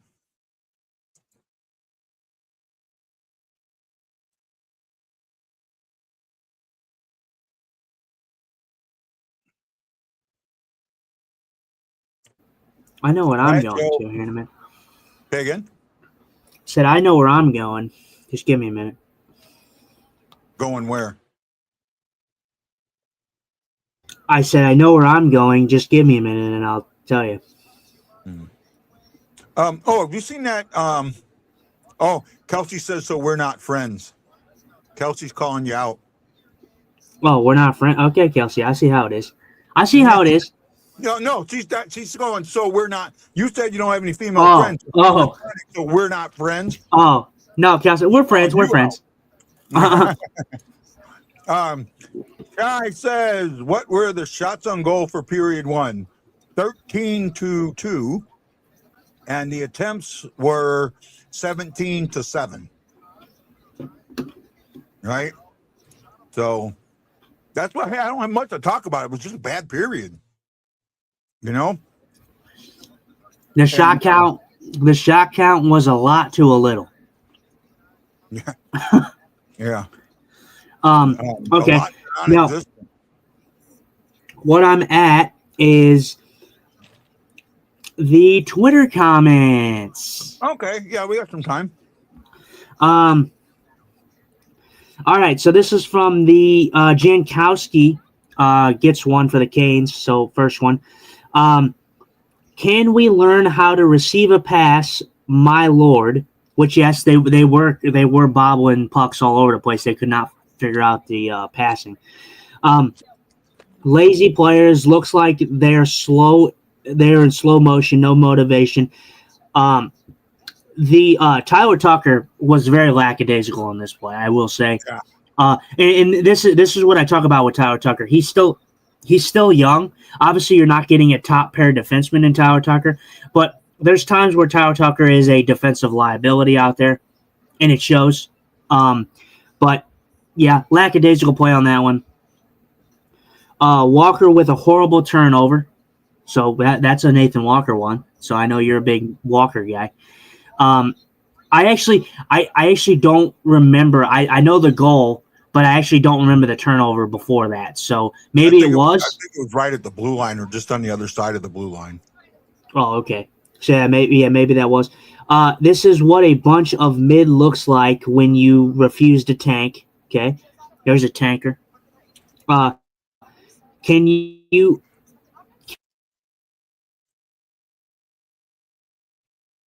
He froze as I put a licorice in my mouth. Did you have that problem? No, you froze. Oh no, I was saying. Someone said, which comedy did you hear? This is what a bunch of mid looks like if you refuse to tank. Did you hear that? Yeah. Okay, and then you have, can y'all fix the audio? I can't hear the game. I didn't have that issue, so I don't know what they were on. But Fowler ... at least pretend to try, not a swipe or poke attempt. Tank back on. Define rough move by walks, but my goat will still come through. Sexy goal, can't lie. Walker's season in a nutshell. Benner ain't no hope, which that's a Binnington. Now this is where I can agree with you and say this is a casual Blues fan who has no idea what they're talking about, because this wasn't on Binnington. This was Tyler Tucker getting. Yeah, this was Tyler Tucker getting absolutely just coned. So, and then someone replied to that and said, "LOL, goalies shouldn't be the first to be blamed when the team is losing and outshot 11-1." That I agree with. I agree there too. Reason why Walker hasn't played much this year, just hasn't been good. And I will say, I talked about Nathan Walker. We're big Nathan Walker guys. You like Nathan Walker a lot. Nathan Walker has not shown that type of energy. And yes, he did get that injury, but there is a point where I think that we got to say Nathan Walker just has not been very good this year. The energy just hasn't been there. Yeah. I think he's still dealing with a lot of times when these guys come back from the injury. I mean, when I broke my wrist in 2021. It took me almost 2.5 years to get, and I still don't have full back, but to get it to where I have some ability, and my hand still hurts. And, you've seen my scar. I've got a pretty, I don't know if you can see it on here, but I got a pretty decent scar that goes right down that vein, right down this vein. I mean, you've seen my scar, and sometimes when these guys have these injuries, they come back and they're good enough to play, but the injury still. I mean, I remember when I did a few years ago, and this is way back now, when I did the interview with Darren Pang, right just before the 21 season. I did the interview with Darren Pang, and, he talked about in 1819 Bortuzzo, or Bormeister, right? How Bormeister was still dealing with an injury because he couldn't go to his left. His hip, he couldn't turn to, so he had to turn to the right. So guys up against the boards would force him, would prevent him from going to his right, because they knew he couldn't go to his left, right? And that he was still playing, even though he couldn't completely, go to his left.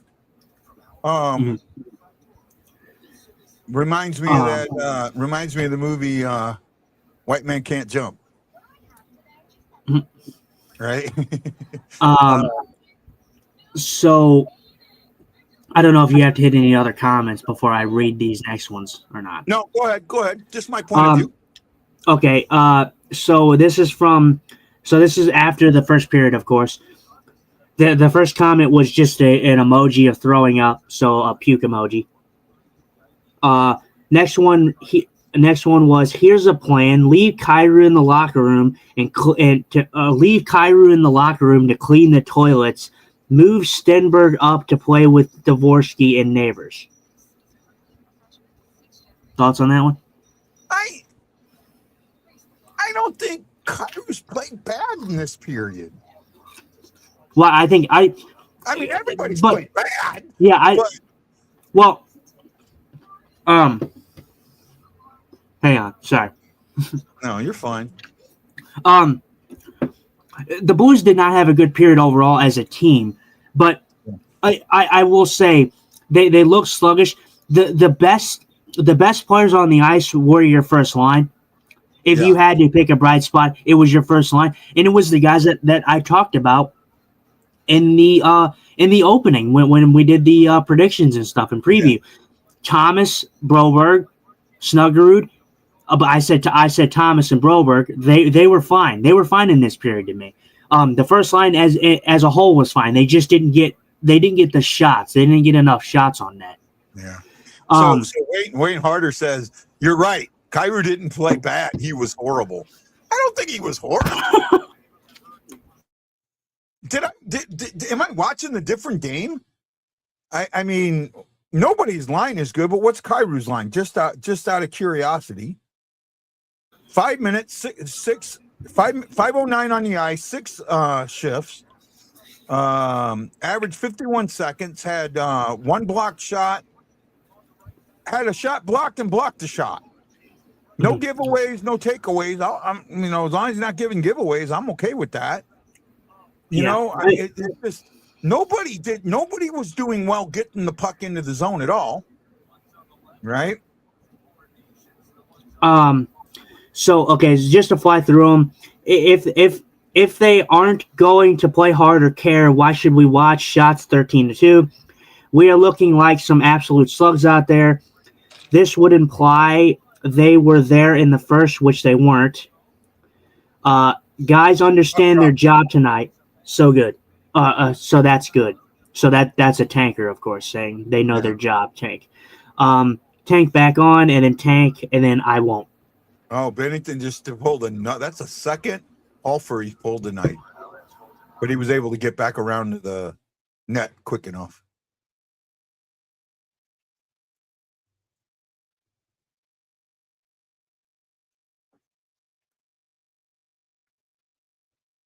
I'm trying to keep my eye on. They got the fourth line out there now with Broberg. Oh no, first line's back out.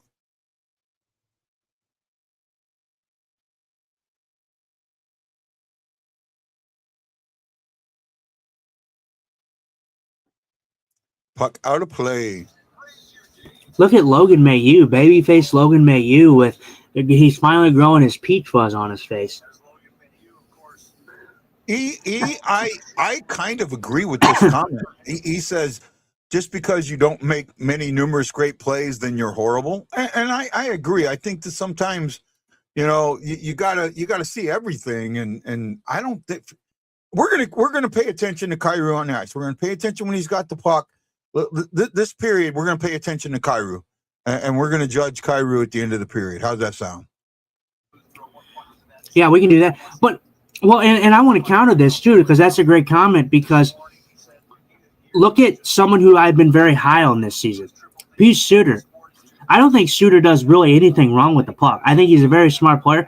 He's not a guy out there creating some highlight reel plays. He's a guy that's playing smart. He plays smart hockey. He has hockey IQ, and he doesn't make like these groundbreaking types of plays, but he does things right. So I think that's an example of a guy not having to make superstar plays all the time and, being bad. Like, yeah. Suter's a fantastic player, but he doesn't have to, do the superstar stuff all the time. I mean, it's a difference. Oh my goodness, Binnington. Oh my goodness. This would have been he is. He's let his inner Huffer out tonight. Oh, my goodness. Why didn't he do something with that puck? Maybe he couldn't have touched it. I don't know. Maybe he couldn't have touched it, but oh, my goodness. Doesn't. Oh, what the hell? That should be 2-0. Boy, we got lucky there. Wayne Harder's a tanker, and I will love you, Wayne. He goes, but at this point, you might as well lose every game on the schedule the rest of the way to get a better draft pick. I don't agree. I don't believe in the draft picks. Toronto seems to be nailing it so far. They still haven't won it since the Olympic break. Toronto doesn't care about their coach. Toronto, and I'm going to quote Lips on this one. Lips on the Instigator Hockey Show. Shout out to those guys over there at the their show and Lips and all that. I'm gonna say this. I don't think Toronto really knows what's going on. Toronto has a coach in Berube who has clearly lost the room. You have a leadership group that clearly doesn't. First of all, I want to play this as devil's advocate too, because I'm not saying I'm a Craig Berube shill or anything like that, because I get guys point on why Craig Berube was not good for this team at near the end and stuff like that. But Toronto not only has a coach problem because they lost the room, the leadership of Toronto has an issue because those guys are not taking Craig Berube's hard-nosed type of coaching very well. Like they kind of turtle into their shell and don't really give a shit. And it shows on the ice. So at the same time, I blame Berube, but at the same time, I blame guys like Austin Matthews, who is the captain of the Toronto Maple Leafs and does not have a handle on his team in Toronto. And it shows. Austin Matthews okay. Kyrie just cleared the puck down. He didn't see anything. Yeah, I didn't see anything wrong with that play. I think Matthews is one of the guys. I think Matthews is one of the guys that's just having an issue with Berube, the Berube style, and taking him out of his game, and it's making him look worse. Right? That's what I kind of believe. Yes, John, your timeout is over unless you come up with another comment like you did. I know you're high, but make your comments better, okay? I love you, John, and we've had talks. Trust me. I'm not on the tank. I just don't understand the tanking. I don't get it. Well, and for me, I don't like the word tank because for me, don't get me wrong. If tank has been a thing for, I'm sorry, dude. I'm so sorry, guy. I'm sorry I did that. I know I gave it away. Absolutely fantastic shot by Jimmy Snuggerud. Oh my goodness. I figured it happened. I'm behind. I didn't realize I was behind. My bad. I did it, and I completely forgot because when you're ahead of me. You're ahead of me because I'm caught up. Yeah, when he shot. Yeah, when he shot that puck. Oh my good. I mean, oh my goodness. He just walked. He walked through four He's in the middle of 4 Carolina Hurricanes. 4. Yeah. Yeah, Bussy shaking his head on that one. He definitely wants that one back. That's one the goaltender's got to have. But I mean, man, what a seeing eye shot there by Snuggerud. Great goal by him. John, you are welcome to comment. I don't like it, I'm not going to show it, and if it goes across the line, I'll just tell you you're in timeout again. I love you, John, and I love you, and you know this. You absolutely know this. Ask Guy what I thought of Boo Bear. Yeah, that's what I used to call him. Finley almost made it 2-1. Watch the first half of the season be the worst second half or second period for the Blues, and then watch this half be the best period for the Blues down the stretch. God, what a shot! I mean, we've been waiting for that shot. Well, I mean, and he's shown it. For me, Snuggerud's been a guy that he's been there, and obviously it's going to take some development. This is his first actual season, with the Blues and all that. He's not going to go anywhere. He's going to be on this team for a long time. But you see these stretches, and you start to see that it goes with the whole free thing. How we're seeing the Blues play, or the young kids play hungrier, play freer, and you see that with Snuggerud. Snuggerud just seems like he just doesn't have a care in the world. He's just going out there and playing his game. Yeah. Now, I will say Binnington has not played the puck as well as Binnington plays the puck. I'm going to admit that right off the get-go. But other than that, he's played well. And Tucker, do something. Oh, Tuck. But see, the thing is I'm going to say the same thing I say about Hofer. I get it. Goalies mishandle the puck. I'm not gonna. It's got to be better. But I'm not gonna sit here and say, okay, Binnington this, Binnington that, because goalies playing the puck, it's a hard thing to do. There's not a lot of good puck handling goalies in the league or puck moving goalies in the league. Binnington's up there, but at the same time, it didn't end up in the back of our net, so I don't care. If it ended up in the back of our net, I know it's a cop-out answer, but if it ends in the back of my net, then yeah, I have a problem with it. But if it doesn't, then I mean, why complain about it? I get it. You know how many times I've seen a goalie misplay the puck? You see it in almost every game, and you see it multiple times a game. I get it. Hefner, this is a good comment. Hefner goes, Hall of Fame. I'm the first admin on a timeout. Roland never made it. Oh, no. Roland made timeout many times. I just didn't say it, and Roland knew it. Roland knew when he was in timeout because I get messages right away. If I didn't put Roland's comments, I get messages right away. God, I missed that dude. Oh, man, I missed that dude. I was going through my I got a new phone. I upgraded my phone. And, when it upgrades, it does it transfers everything over. Go ahead. Sorry, I didn't mean to stop you. Good play by Jordan Kyrou right there. Jordan Kyrou starts that play with a chance for Dvorsky on that one. So, sorry, I didn't mean. I know you were talking about something else, but I wanted to focus on that because we're focusing on Kyrou. So I wanted to throw that out there. No, that's good. Thank you. Good catch. But so it transferred things over. So I was trying, and it screwed something up with my messages or my voicemails. So I was trying to go through that, and I have like 5 or 6 voicemails from Roland on my phone. Mm-hmm. And I'm like, I can't delete these. I just play him just to listen to him, just to hear his gravelly voice and try and figure out if he's stoned or not. Oh, my God. I'm sorry. Hefner, now you got me with tears in my eyes, man. That's still too fresh. That wound is still very, very fresh. Especially, we got to go see. We got to go see Sharon when I'm there, because I'm taking you with me. Roland has a friend. Oh, go. Oh, yeah, there you go. Good play by the goalie there. Has a friend that's got a large farm with like a 5-acre lake on it, 5 or 10 acre lake that you can that's got some very good sized bass in it. And Roland had wanted me to go. I'm going to take you there. You're going to have to leave your wallet and everything here. You can't tell anybody where you're at.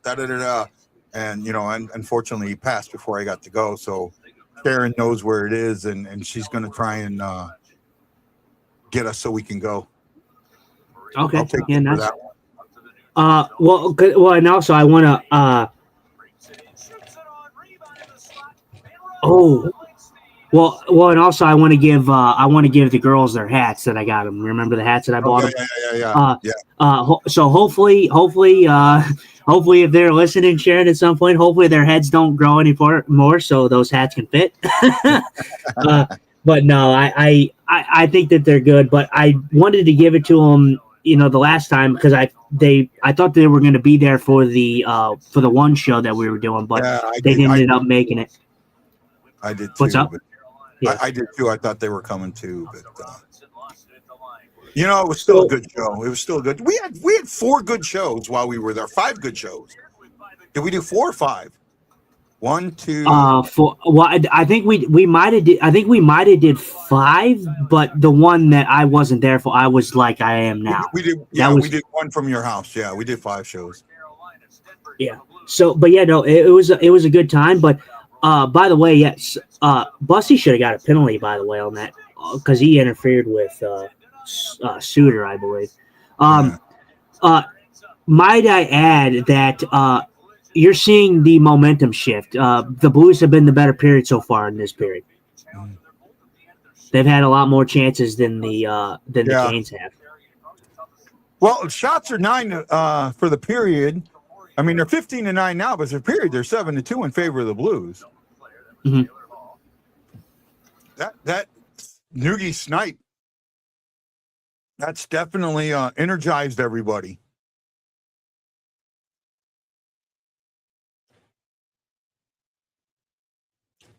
Now it feels like that they've gotten back in the game, and I mean, I don't know, maybe they just, because Carolina is such a good team that they played back a little bit. 2-on-1. Oh wow, good pad save, and the rebound should have gone in, but something happened. We're going in the box. We're in the box for holding.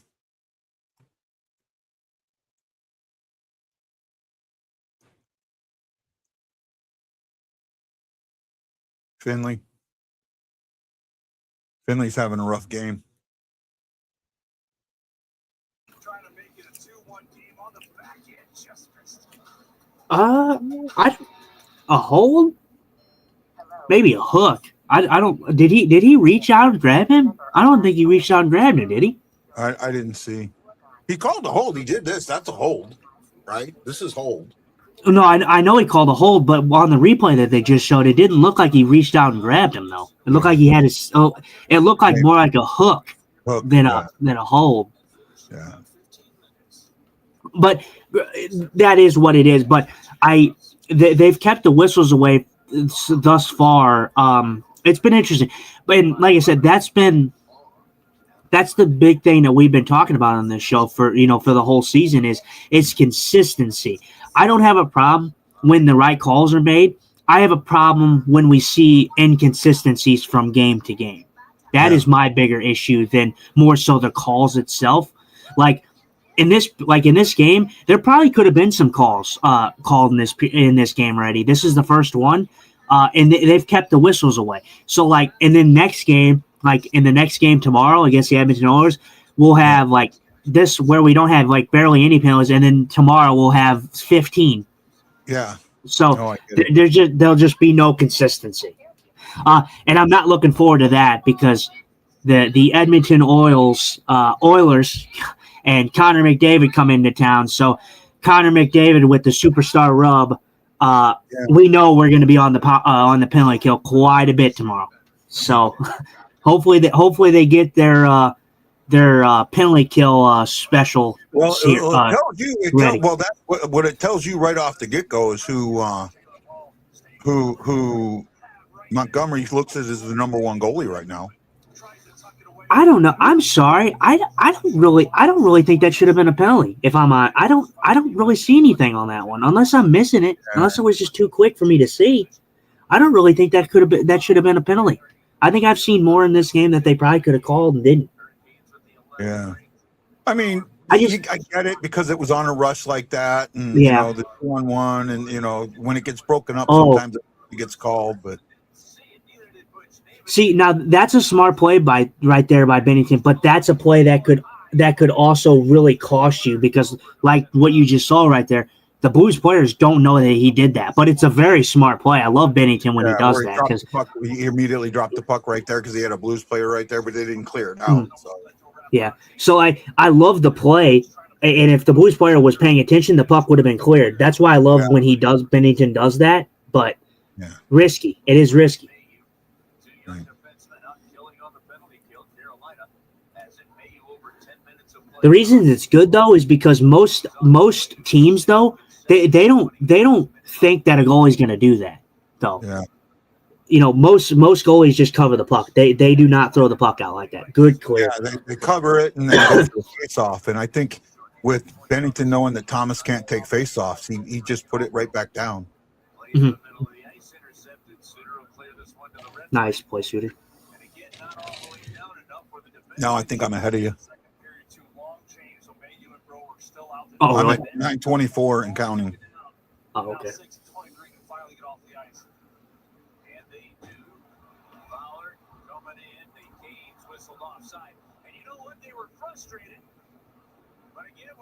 Oh, what a pass. Offsides. Whoa. Wow, they had it too. Wow. That was a hell of a pass. I wonder who was offside. Was it Blake that was offside? That was a great pass, Boosie. It was either Blake or Stankoven.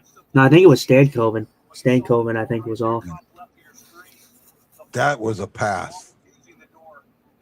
Oh no, I think it was a player using a line change. So they were on a line change, and they Yeah.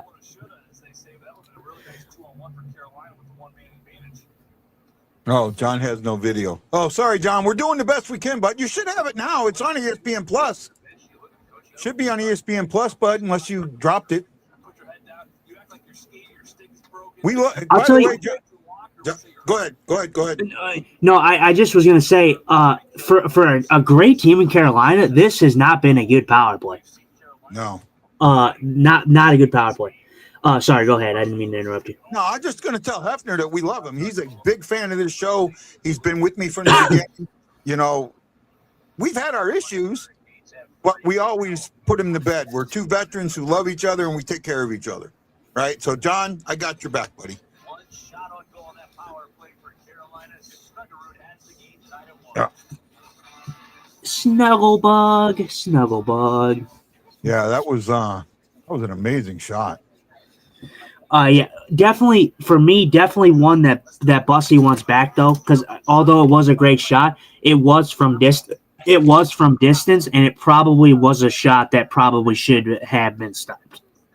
Well, but who knows? I think he did get screened. He did get screened a little bit. Yeah, but he also went. I'd have to see it again, but I'm pretty sure that went top shelf. That top corner. It might have. It might have just had eyes, like I said. But like I said, I when a goaltender, usually goalies are pretty good judges of like when they let a goal in, and you see their reaction. If you saw Bussy after this goal, he was hanging his head and doing this. So that tells me that he definitely thinks he should have had that one. And I do get that. There's also sometimes they don't realize that puck went in this little hole like this. Yeah. Where probably we're never going to get it. You know what I mean? Yeah, absolutely. Right. You know, I mean, it went in a puck-sized hole in that top quarter where, you know, even if you were standing up, it was still going to get through your shoulder. You know what I mean? Yeah. Goalies out of everybody on the ice, goalies, they harp on themselves a lot. Like if they're one of the ones that shit, like kind of shit on themselves hard. Like they really take any goal to heart, and that's good. That shows that the goalie cares. Like, and not every goalie is going to stop every puck. I mean, you're not going to have chances on some goals, and even when you don't have chances, the goalie still hates letting those goals in, even if they don't have a shot, because they're just competitors, man. The goalies are they're hard nosed. They're definitely in their own head for sure. Let's see. Oh, second period goal differential. We're tied for second in the league. Yeah, they're +8. We're -29 last. Hey, at least -29 I'll take. You know. well, yeah, in the first half, I guess, or whatever. But in the last games out of the break, we have the tied for second goal differential in the second period. Which is we've been good at the second period here as of late, which we weren't in the first half. Oh, John says no. We dropped everything. My choice is listening to Blues Network or you guys. Shit, I'm listening to you guys. Must be stoned. Over our last 8 games, it is 1-1. Shots are 17-9 in favor of Carolina. Nice play, Snoogie with an amazing shot to wake the Blues up, and they played well in the second period so far. That's a good play by Lindstein. Good young play right there. Throw it to open space. Great play by Neighbors though on the original play to dump that puck in. Because I bitched about that a lot. About them, the way they're dumping the puck in or the way they bring the puck in, not throwing it around and getting the guy coming around or doing that. I've complained about that a lot. And it's nice to see you, Robert Thomas. Oh my goodness, Robert Thomas. You are a beautiful man. I love you. You're way ahead of me. Oh no, he didn't score nothing. I just, just you'll see it. Oh, What do you? I just seen it. You're a few seconds ahead of me, and I just seen it. That was What a a great stick handle there. But are we going to pay for it? Nope. beautiful, beautiful man that man is. He just absolutely made a great stick lift play on that one. And if he got that puck off where he wanted it, the Blues would have had a 2-on-1 mini break right there. Oh, nice stand up right there on Robert Thomas. Went off the stick. I thought it went in the back of net at first.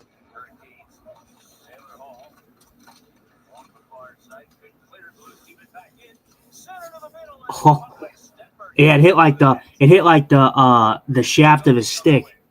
Yeah.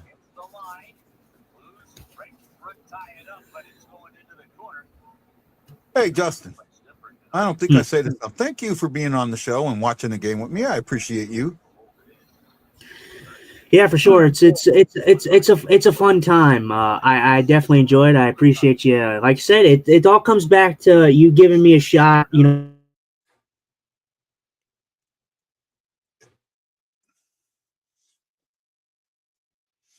Yeah, you froze on me. Yeah, you froze up there. I said, yeah, no. I mean, it like I enjoyed it. It all comes back to you giving me a shot on the show and letting me get my voice out there. And you're like, oh, this Justin kid, man, he's cool, man. He's the coolest. Well, it came down. I vetted you though. We talked before I let you on the show. What did we talk like a week and a half of me making sure that you weren't there to stone me or to. I actually, well, it took a minute for you to ask me to be permanent host, but as for like getting me on the show, no, like you pretty much got me on the show immediately. I mean, like it wasn't like it took a minute, like you're like, oh, okay, like you know, who are you? You know, who is this? You know, kind of thing. You know, have you watched the show? But like, it really only took you about a day probably to get me on the show. Like that was it. Like for the first time. But as like a permanent co-host, you didn't ask me until like maybe a week or a week and a half. Yeah, it took a while before I felt comfortable. And that's just, that's nothing against you. I mean, it took a while before I was comfortable with Ashley. It took a while. The first time I had a co-host, and I'm not going to mention who he was because I don't want to say his name. It was a bad time. It was a bad time. But doing live games, now that I do the live games, you just can't do it by yourself.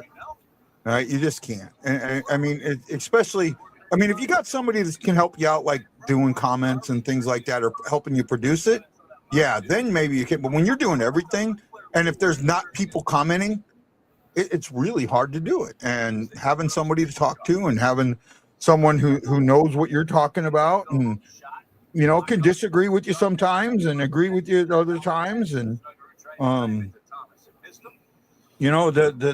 that's what it's all about.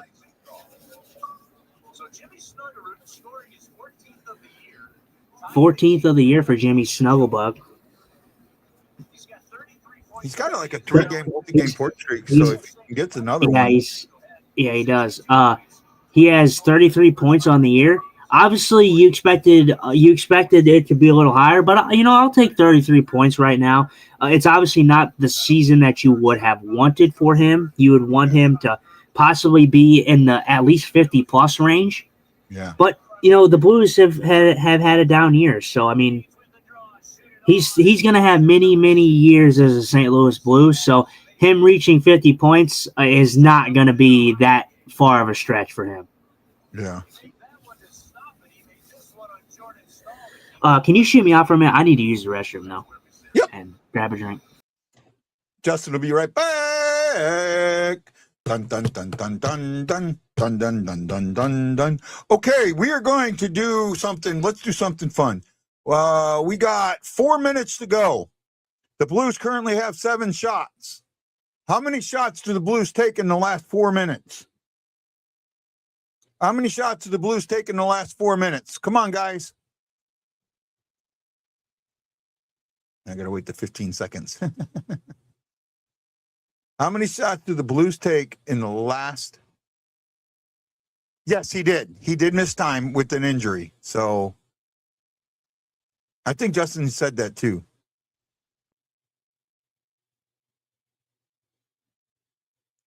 How many shots do the Blues take in the last 4 minutes?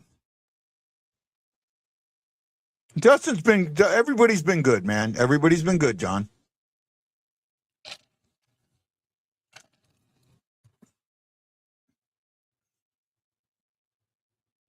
Everybody gets heated. When you're doing this, it's opinion show. Kelsey says 3. He says 7. Wow, you 7 shots in 4 minutes. God, I hope so. I'll take it. I'll take that, E. I'll take 7 shots in 4 minutes in a heartbeat. When you do an opinion show, there are times, and 99.9% of the shows like this are opinion shows, okay? They are. They're somebody's opinion. Plain and simple. It's always someone's opinion. And,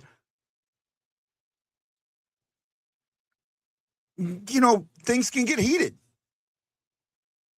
Arguing is a love language. Sometimes Jason says no shots. So they have 7 shots now. Let's see how many shots they end up with at the end of the period. I'm going to say I like 4. I'm going with 4.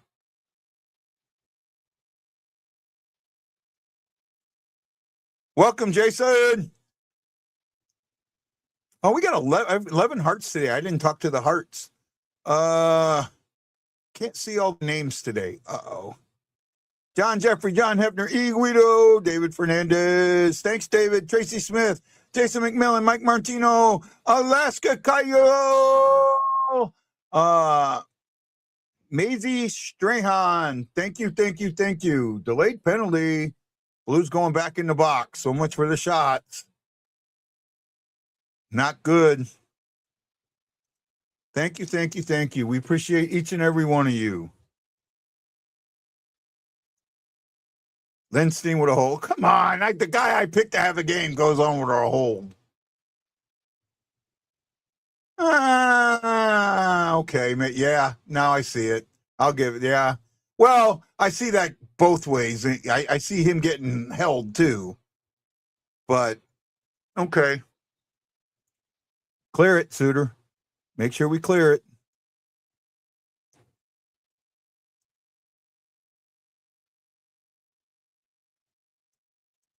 Oh, good save, Binnington.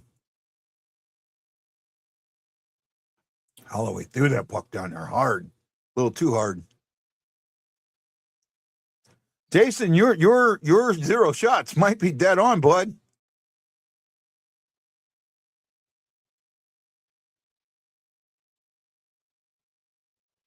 Keep them playing out. Keep them playing to the outside. Keep playing to the outside. Keep on them. Oh, there we go.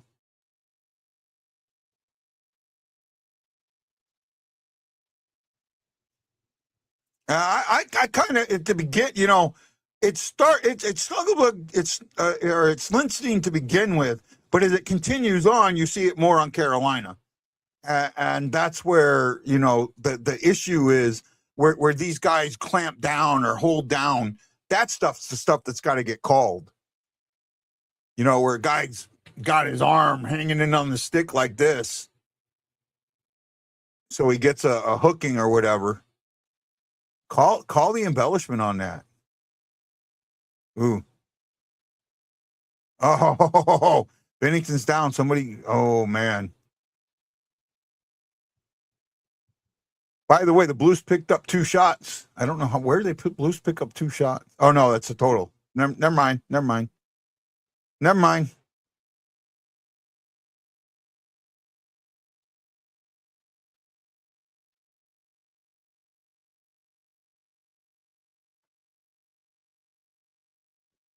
John, now you're about to go back in timeout. That comment's a little on the edge.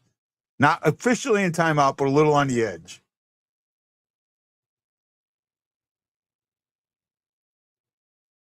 Full strength. Well, it killed it off. Good killing. Good penalty kill.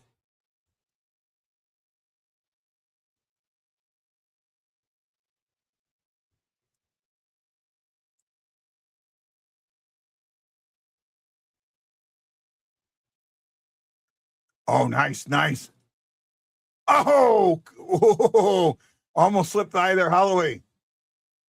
Thomas and Stuggelberg tighten it. Oh, Holloway put his hand on it.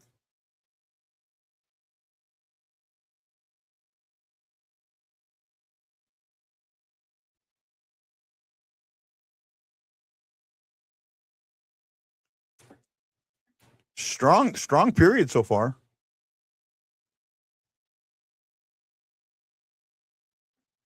Strong period so far.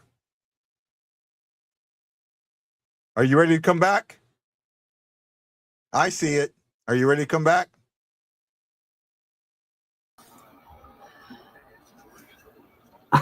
I had to do that because I was in there for like 2 minutes. You can waiting. pop yourself in. You can pop yourself back in.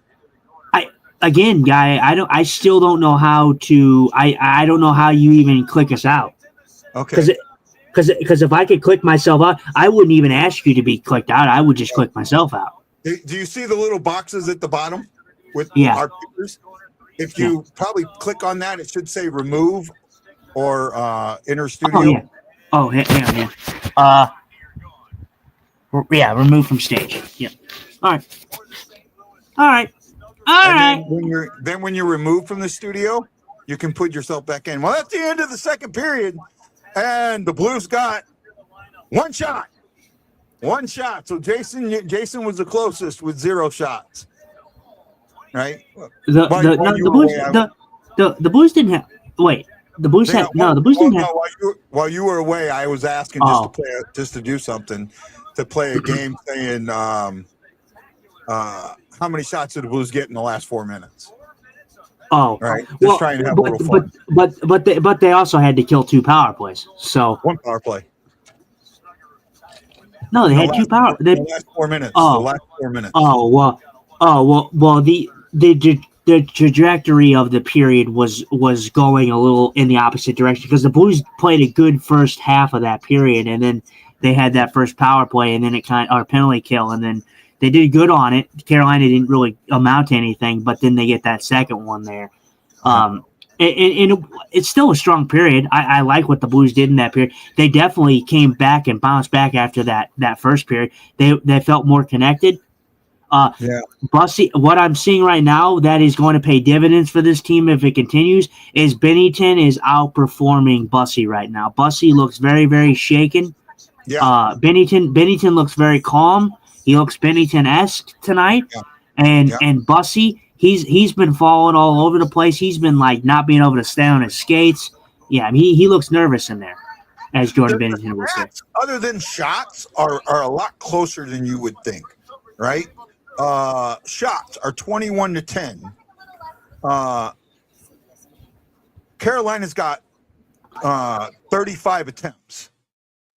The Blues have 21 attempts. So, I mean, yeah, Carolina's throwing more at the net, but the hits are 11-9 in favor of the Blues.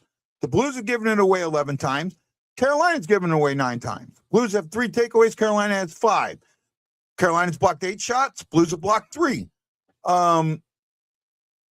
Face-offs are 17-15, 53% to 47% favor of Carolina. Other than that, you know, and then that big goal by Snugger, that was a hell of a shot, man. That was a beauty. Oh, by the way, I didn't say it. Hey, So Cole, how you doing, bud? And Lindstein's been solid in his first 2 games. Good passer and skater. Yeah, he has. That's why I kind of picked him as my player to watch today. Lindstein's been good. He's made some smart plays. The one coming to mind is when Jake Neighbors dumps his puck into the zone, Kyrou gets it. Kyrou, works it around. They don't get the puck on net. They almost do. The puck goes back to the point, and Lindstein with a very heads-up play, quick play, didn't have anything, didn't try to force a puck to the net with a shot and possibly get blocked. He threw this puck to open ice where no one was standing, and then the Blues recovered it and stayed in the zone. So that was the highlight for me in that period. As for Lindstein, Lindstein's had a good game. Mayu has been great too. I agree with that. And Hefner, I'm gonna put this comment up because it's kind of. Hefner says, Justin, the short time in St. Louis, I was amazed how you guys work just watching guys scream for an hour. If you think that all I do is put on headsets and go on, you're fooling yourself. It takes me, especially on location, an hour and a half to set up. And I'm not meticulous in anything in my life except setting this show up. Ask Justin. You do not touch. You don't touch anything until I tell you to touch it. And I'm not like that with anything in my life. Anything, right, Justin? Yeah. I mean, it takes a lot more than just let's just set it up and just talk and scream into the mic. I mean, it takes a way more than that. Like I said, there's a lot of mini subsections to doing this than just just set it up and just go talk. Like you have to produce it. Like you have to the sound bites that guy does. You have to be ready to cue those up. You have to be ready to turn down and mics, turn up mics. Fix audio problems at a drop of a dime when they may occur. You have to be on the talking part of things. You have to be unbiased. When you do something like this, you can't take your fandom and go with it. You have to be neutral. So there's a lot of subsections to go into podcasting. Oh, you know what? Rossi can be upset and say he wants that back. He was never getting that back. Bussy. Yeah, Rossi, that was put into a hole. It wasn't top shelf, but it was across the body, far side into a hole. He wasn't stopping that. Mm.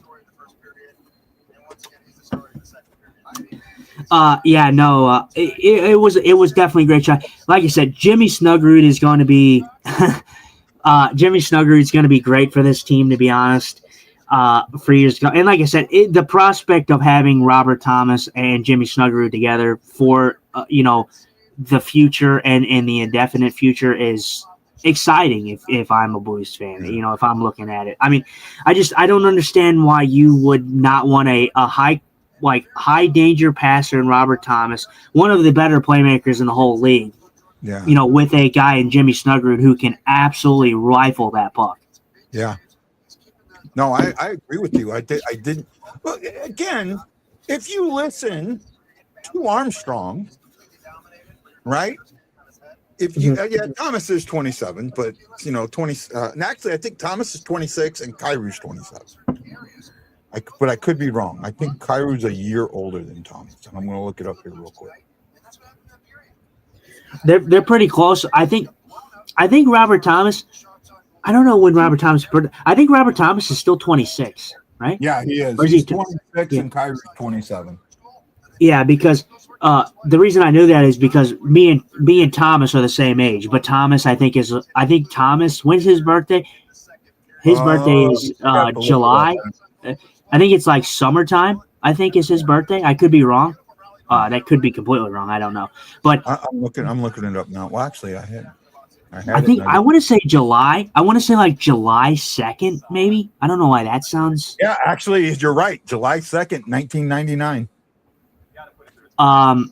Mind you, don't get me wrong. Hey, Robert Thomas, if you're watching this, I'm not stalking you, buddy. I'm not stalking you. I saw it once, and I'm pretty good with memory. So the reason I knew that you were 26 was because I'm 26. So me and Robert Thomas are the same age. He's older than me by, let's see, June, August, September, October, November. So he's older than me by 4 months. So Kelsey, my daughter will love my daughter, and we love all hockey, Kelsey. So it doesn't matter. She says unrelated to Blues hockey, but kind of fun. The PWHL gets its first national broadcast on the 28th. My oldest daughter has absolutely becoming a PWHL fan. She loves Seattle. She followed the U.S. women's hockey team to a T. Like she was telling me stats. And this girl does not like sports. But she's going to the Blues game in L.A. She is going to the Blues game in L.A. So, yep. Trying to get things back to where I was.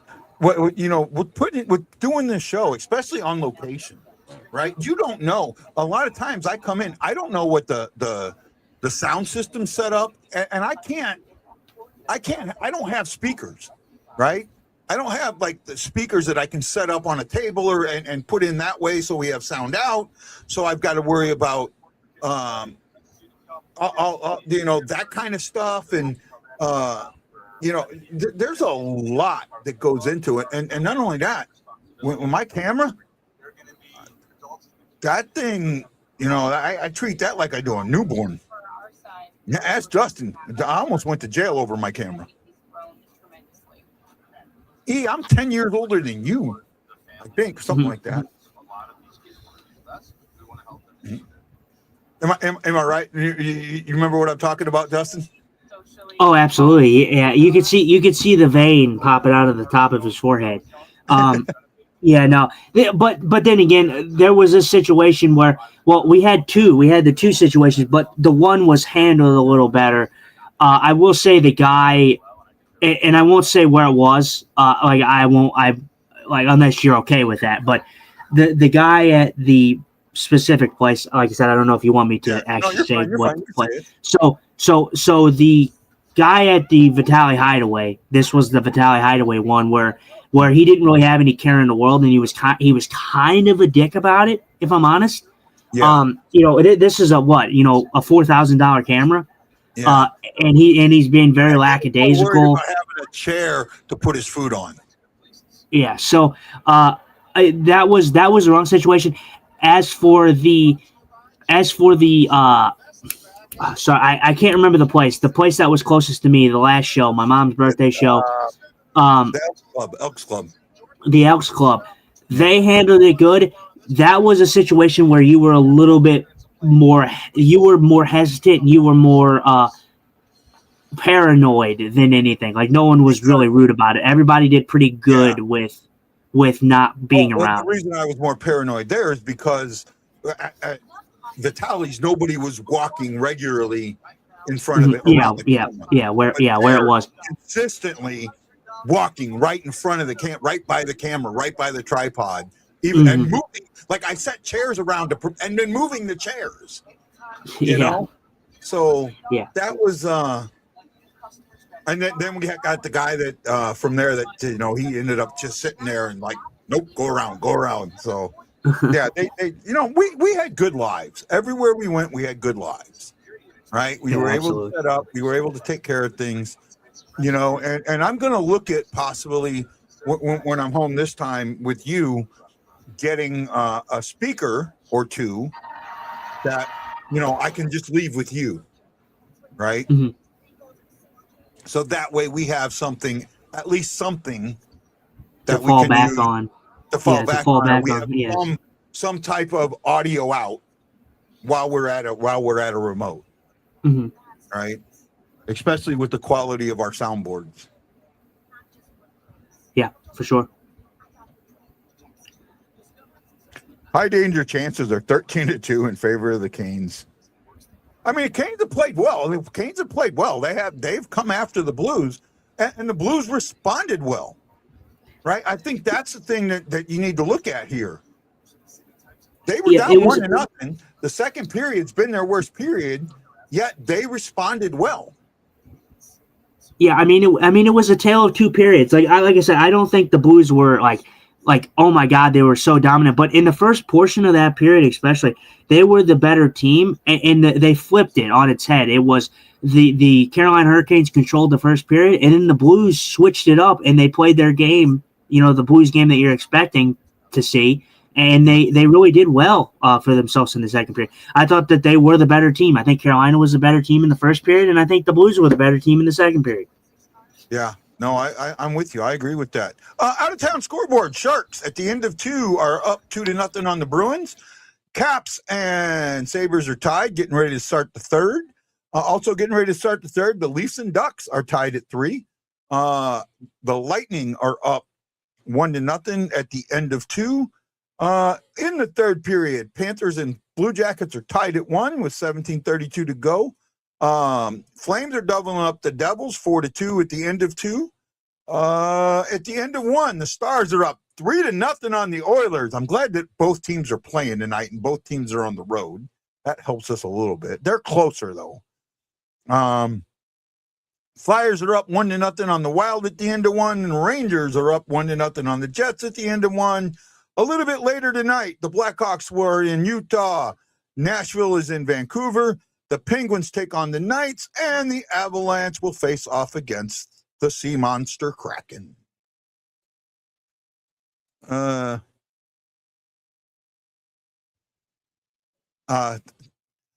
the thing is, oh no, E, you don't have to be sorry, but I'm just saying, man, I think I'm 10 years older than you, E. I mean, I don't think you're in your 40s yet, and I'm pushing 57. Right? So,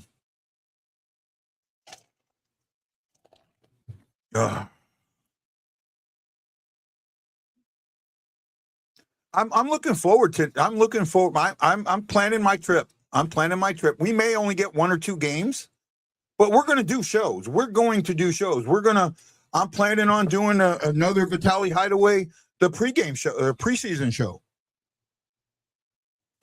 Right? That's worth it to me. I absolutely think it's worth it to do a pregame show up there. You know. We'll probably do something at the Elks again. We'll work with them. We can do something at the Elks. We can. We always have. And I can't think of the pizza place open to us.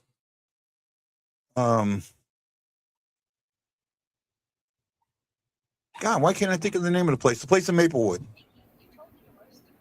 Oh, Cusamanos. Cusamanos, yeah, thank you. We have Cusamanos, and there might be a few other places that pop up. You know, we just got to keep working with it and see what it'll do. It was fun. 44, born in 80. Yeah, I'm 12 years older than you. Yeah. So, E, you're just barely a Gen Xer. Just barely. You like sneaked in.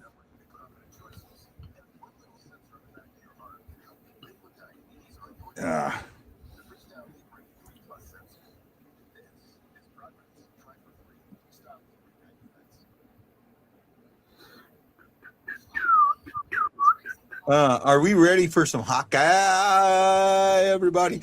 We got another one. Who gave us some love? Oh, can you guess who gave us love? I hope it was my mother. It was Mama-san. There we go. Oh my goodness. I want a hot dog. That's quite the thought to have in the second intermission. In a commercial, a guy ran over a hot dog cart. And now I'm thinking I want a hot dog. Well, yeah, you know me at a hockey game. What's the one food that I have to have at a hockey game? Yeah, you do like hot dogs. Hot dog and a pretzel. Yeah, pretzels for sure. I'm not a hot dog fan. They're okay. I'll eat them, but they're not a thing. Like, it's not my favorite. Yeah. Pretzel, I can go for a pretzel. Them pretzels at the Enterprise Center, they're pretty good, man. Pretty good. They are good. Oh, by the way, for next trip, you know that place I stayed at last time? Yeah. It's still available. I just really? hope it'll stay because I can't afford to pay, because it's one of those where you only have 48 hours to cancel. After that, you lose everything, right? If you don't do the trip. So I'm just hoping that no one hits it, because it was a nice place to stay. Other than the decor, it was a nice place to stay because of where it was at. It was so easy to get to everything.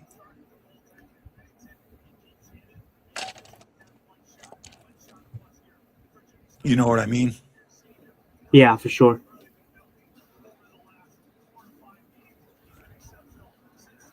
He's got his scope dialed in. It feels like he's absolutely got his scope dialed in. Maybe it was. I think when these guys come up, sometimes that scope's a little off. You know, they don't adjust for the wind or elevation or that, so they gotta adjust that scope, and sometimes it takes a little dialing in. Mm-hmm. He's definitely not shy. He's a man playing with confidence right now. Yeah. I mean, I think that whole, even him, but like just the first line in general, I think's played with confidence, and it shows. Yeah. Well, I mean, right now the Montgomery looks really good because since he's called the timeout, the Blues have played a much better game. Oh, absolutely, yeah. Since the timeout, they changed the style that they wanted to approach this game with. Oh, nice play, good Parek's. Defensive play there, Pareko.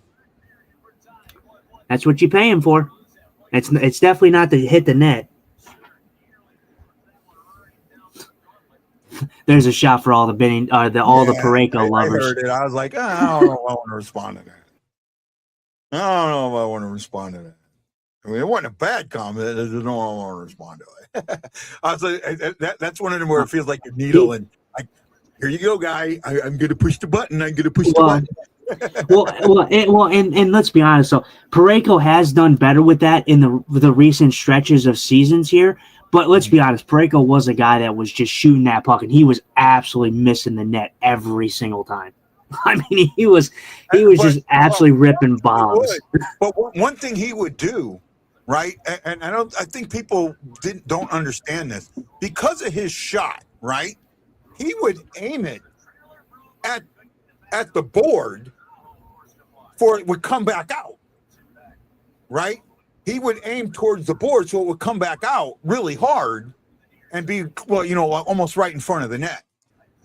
But there are times where he just, if he's going to the right, he's aiming for the boards.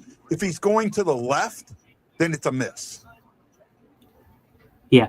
Well, you think about it like this, though. Pareko's not the only one defenseman that do it. I mean, there's defensemen that do it in the league all the time. Yeah. The thing that's so good about defensemen shooting it like that is even if they miss the net, if they shoot the puck at a straight angle, that puck bounces off the boards quickly, and it sits right in front. It's right back into the primo zone. Yep. Right. By the way, sorry, Blues fans who've been listening to us. Kyrou had a good period. We didn't discuss Kyrou. Yeah. We said we were going to talk about him. Yeah. Kyrou was good in the period. He actually just had another shift with Dvorsky and his line, and they looked really good right there too. Yeah. So I didn't go over his stat line. 17. Oh, that's me, Lou. 12 shifts. 9:35 on the ice. That's close. Thomas 12:44. So not bad. It's right in the middle. Same as Stenberg. I add that I in there. I don't know why. Stenberg has 9:49. Who else is he playing with? Suter. Okay. Well, Blues are finally getting their first power play of the game here with an interference call on Carolina. Oh, God, dude, Snuggerud. I'll tell you what, Jimmy Snuggerud gets that puck off so quickly, man. I don't know how he does it. I just don't understand it. That's a good thing if he can keep doing that, keep hitting that puck off like that, right? His release is so unrecognizable. It's such a unique release. I mean, if you just see him shoot the puck, his release is it's not one that the Blues have had. Even Tarasenko had pretty normal, like it looked pretty normal to me, but like Snuggerud's is like he like whips his. It feels like it hurts. Like when I watch Jimmy Snuggerud shoot the puck, I feel like, man, how does that guy's wrist not hurt? Oh yeah, how he shoots the puck. That's absolute holding on Walker. Mm-hmm. Right, against Walker. Riley for interference, but it could have been holding. It could have been a bunch of penalties. Right. Walker drew that penalty.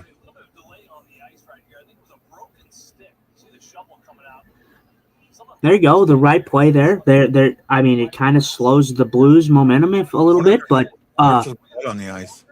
yeah, broken stick. I think they said. Yeah, but normally they don't scrape for a broken stick. Power play for us.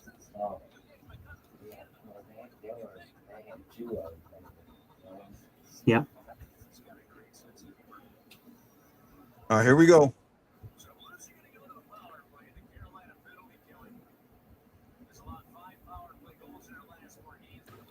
So five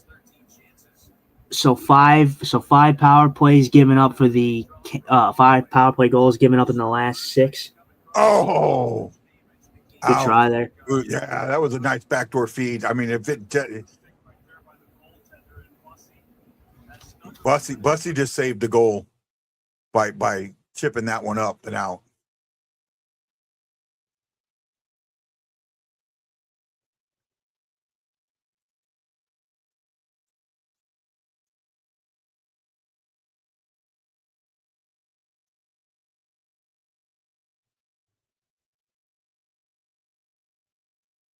Yeah, Followaway lost the face off there. That's another good point. Like I said, missing a guy like Robert Thomas on the face off. I mean, don't get me wrong, Thomas is not some face off guru. I mean, but he's very good on the dot for the Blues. So having him out is very tough for the face off.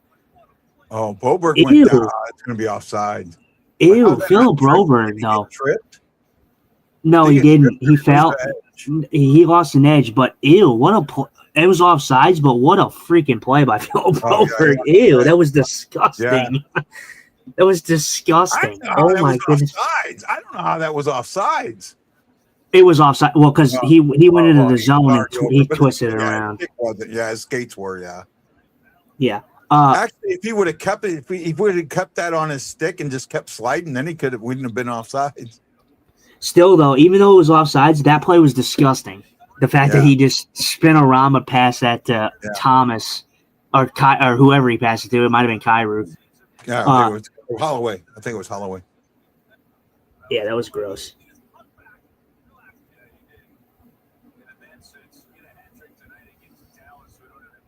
There you go. Uh-oh.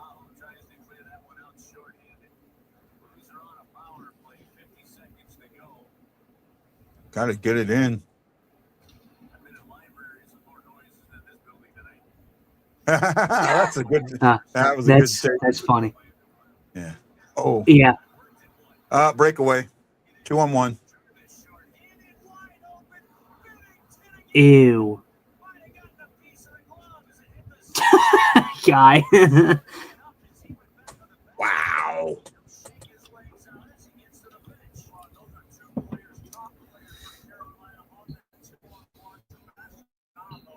That's Binnington there.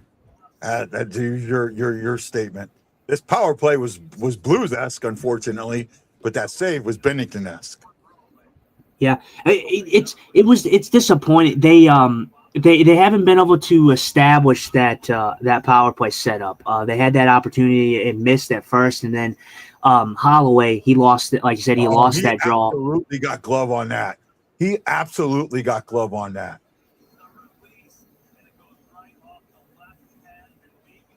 No, I think I don't know. He might have got a glove. I think he got the post or the pad. I think it hit the pad. It looked like at the other view, it looks like the glove knocks it down to the pad.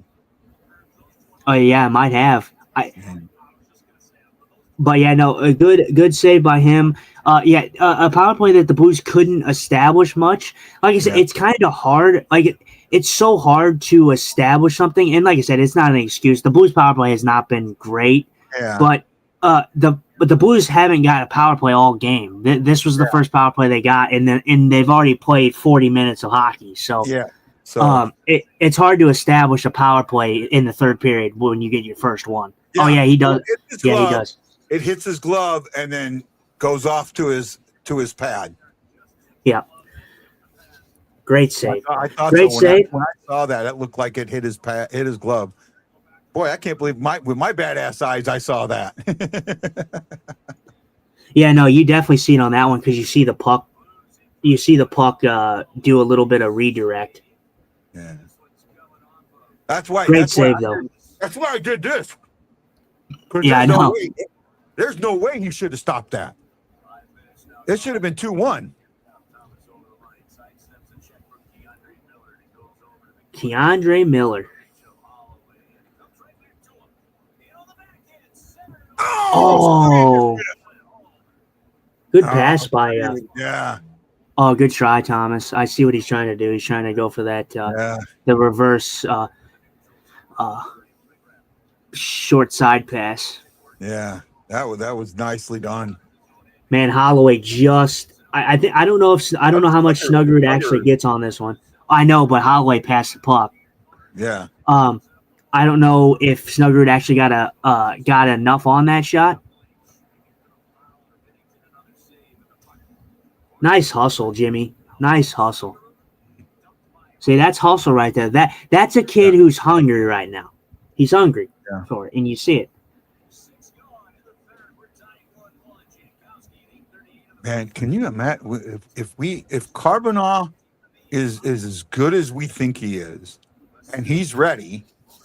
Can you imagine putting him on this lineup? Oh my goodness!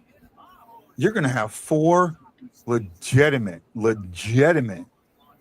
goal scorers on this lineup. Well, and the trajectory, Carbonell is playing fantastic where he is right now. As for his trajectory, I don't know if Justin Carbonell is going to be some Jimmy Snuggerud when it comes to scoring, but Carbonell is going to be good for this team because of how he plays. He's going to be a Dylan Holloway-esque player. He's going to be a Snuggerud type of player where he is he's capable of scoring, but he's going to be a blue collar guy, which makes him fit in this organization like a glove. I actually think he's going to be more of a sniper. And that's good. Huh? I said that's good. If that's what you're getting from Justin Carbonell, like I said, what we saw in the camp and in the preseason, that was a small sample size. I don't get to watch him like where he is right now. I don't get to watch him play where he is at right now. So I don't know what we're getting. I keep checking, the Luke Corrick and a couple of the others do like the Springfield report or the prospect report. And I do read those. I read things more than I do listen to the podcast. And reading those,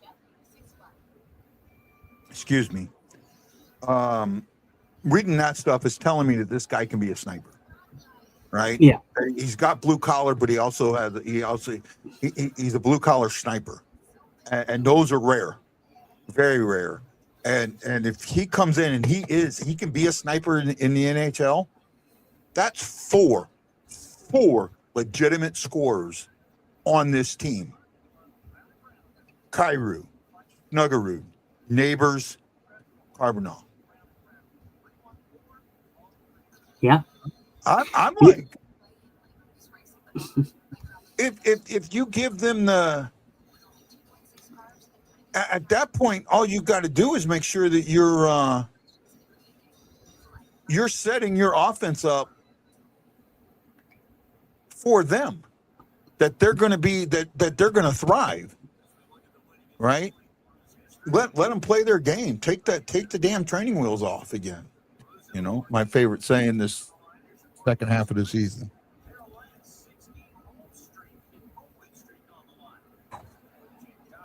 Carolina has a win streak on the line here at home, I think. You weren't here. I mentioned that at the beginning of the show. Oh.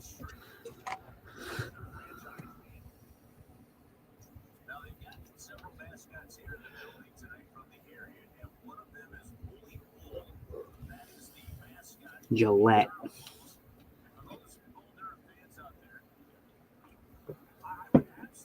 There he is, Rob Brindamore in all his glory.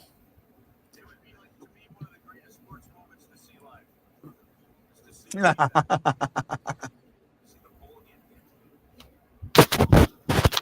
we haven't got any comments. We need to get some comments flowing in here. Yeah. Yeah, come on. Where are your comments? Comments. Come on, we lose everybody. Remember, you help make this show. I always say it's for the fans, by the fans, for the fans, and about the fans. You guys are the ones that do it.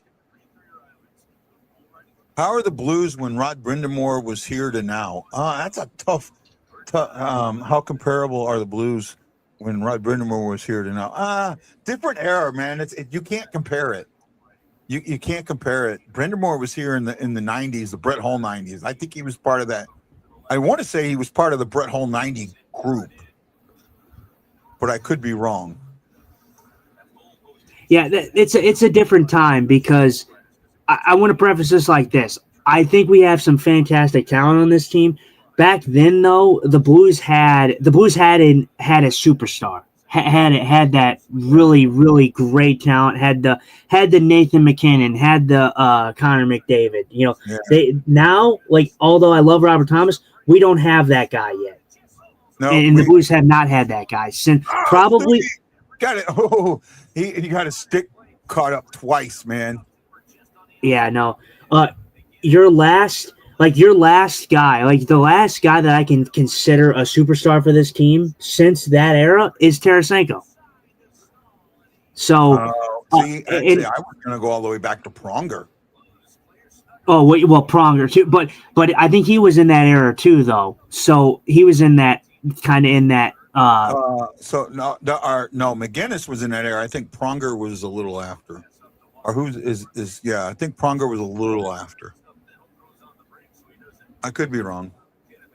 Mm-hmm. Well, but still, it's just a different time. I think the Blues back then, they actually had some really, really, really great players, and they have great players now, but I think Guy gets what I mean. Like, they actually had a superstar. They actually had a clear number one.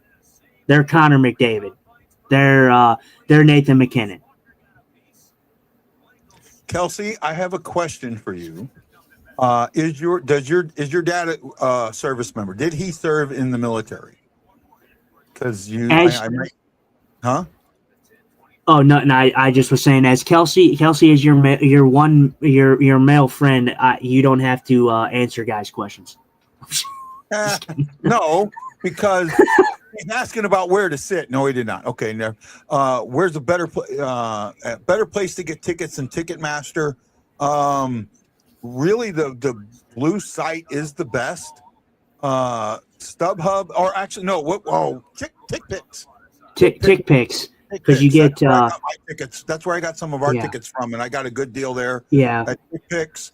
And for me, if you can, if you're going to sit in a lower bowl, you want to sit in the higher lower bowl seats. If you're not sitting super down low, or in the first couple of rows of the second row. I like sitting not dead center, but more to the corners. So anything that's on the corner. Yeah. But they're a little cheaper too. For me, anywhere in Enterprise. Anywhere in Enterprise. Yeah. Anywhere in Enterprise. There's not, and this is coming from a blind dude. There's not a bad place in Enterprise Center. Yeah. There really is not. I could be up top and I can still be happy where I'm at. TickPicks, that's the place to go. That place, it doesn't charge you fees. So the fees that you would get with Ticketmaster, which they charge like freaking $50 for probably. Well, TickPick has fees, but they're not as high as everyone else's, right? Oh, absolutely not. Yeah, no. Yeah, Kelsey, Justin's legally blind. That's why he sits why he's so close to the screen all the time. He has no irises. Is that right? Oh, I can't remember. It's pupils or iris. Yeah, iris. I just, my eyes are just, I just have pupil. That's all I have. It's just, so my eyes are black, just like my soul. But yeah, no, I'm considered legally blind. Obviously I still have the vision. Oh my God, Kairu just misses. Yeah, he did. Yeah, no, I'm considered legally blind, but I can see, of course. My vision's really, really bad. That's why I can never drive and stuff like that. So that's why if I look close to the screen, I'm not, as I say, I'm not trying to give virtual kisses out or nothing. I have to physically look close to see. Yeah. So And you know, it's almost the same with me because I think I am now considered legally. That's a deaf. trip. That should have been that should be a penalty. Why is that not a penalty? Oh Dog. yeah, absolutely, that was a trip. How do My you brother? not call that? Oh wow. I have no idea why that's not a penalty. I mean, If that would have gone back in the net, if I was Montgomery, I'd go get yourself fined. I'd blow the schmuck. I'd blow up. And I don't know why that one wasn't called. That one should have been called. That one was right in front of the referee. It was a blatant trip. yeah, that should have been called. That should have absolutely been called. Then there's a takedown in front of the net. No way. No way you were calling icing on that one. That is horseshit. That is a bad call, too. That is not icing. That is a terrible call. That was that was not icing. By the way, your mom said your soul isn't black, it's pure. I'll agree with that. And then she goes, and Kelsey, yes, this is correct. So you're the deaf leading the blind. Instead of the blind leading the deaf.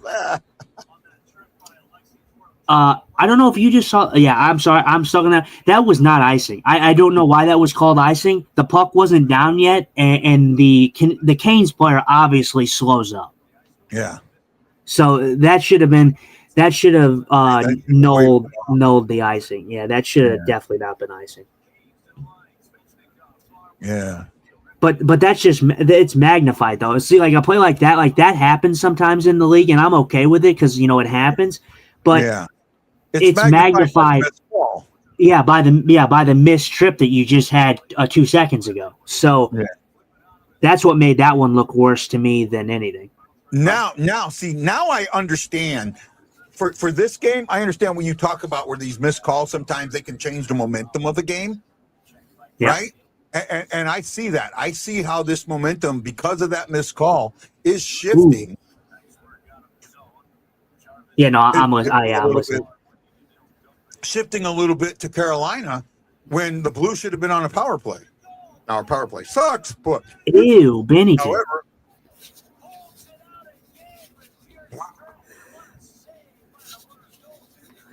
yeah, but then, like you just said, you're seeing why like a thing like that could cause a change in momentum, and you kind of see it. I don't think the Canes have completely grabbed it. I think the Blues have done a pretty good job of staying mentally tough in this game. Yeah. But that's kind of what I'm talking about. Like, for me, I'm all for let the boys play. Unless it's something egregious, let the boys play. I don't have no problem with it. But that right there, what you just saw, Torpchenko got blatantly tripped in open ice. That should have 100% been a penalty. Yeah, I agree with you there. I absolutely agree with you there. But still tied 1-1. It's been a good game. I enjoy when the Blues play the Canes. It's for me, honestly, it's not the most. Now, to the eye, is it the most exhilarating games against the Canes? No, I don't think the Canes and the Blues have really a great history of good games against one another. But I think when both teams are on their game, I think it could be fun. So I've had fun in this one for the most part. But yeah, no, there's just teams that I rank above some others that I just find interesting and enjoyable to watch when the Blues play. And the Blues are touted, actually, for most people. They say the Blues are one of the most boring teams to watch. And honestly, when the Blues are on their game, I don't think they're boring at all. I think they're very good to watch. I think they're very exciting. But, I'm a Blues fan, so there's a little bias there. But I think it's true for any team. If your team's on fire and your team's playing how they can play, they're exciting to watch. But I just think the Blues style is very fun to watch when they're on their game. World Baseball Classic tomorrow. Will Canada do what the USA did to them and beat them in their own game? Hope not, but World Baseball Classic. Canada versus the USA, and Canada's the higher seed, actually. Yeah.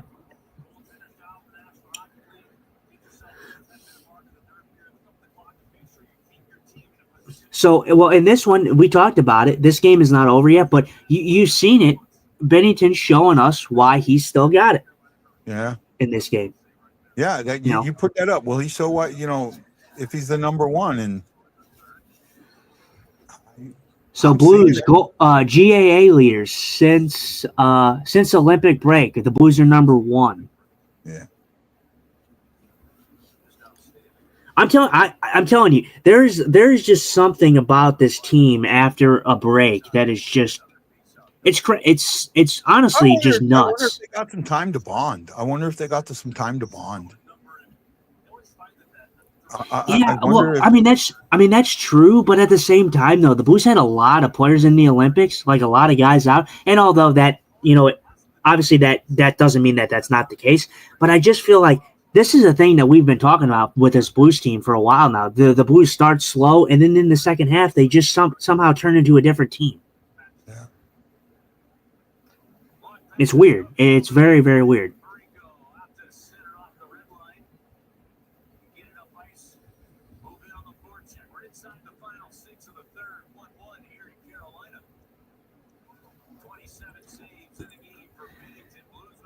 Blues have done a very, very, very good job at controlling the top guys on the Carolina Hurricanes. Yeah. Shots this period are 7-4 in favor of Carolina, 28-14 for the game. But again, the game is a lot closer than the shot totals. Ooh! Oh my goodness! He just absolutely just crushed him. Oh wow! Yeah, I just saw it. Tucker, what a hit!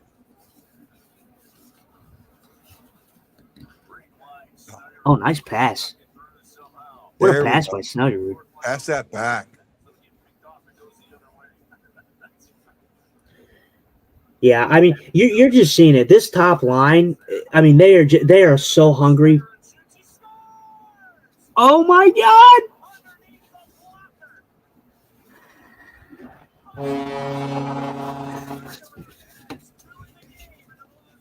Oh my God! You're seeing it, man. You're seeing it though. You're seeing the hunger from this first line. It is so evident to watch on the ice. Yeah.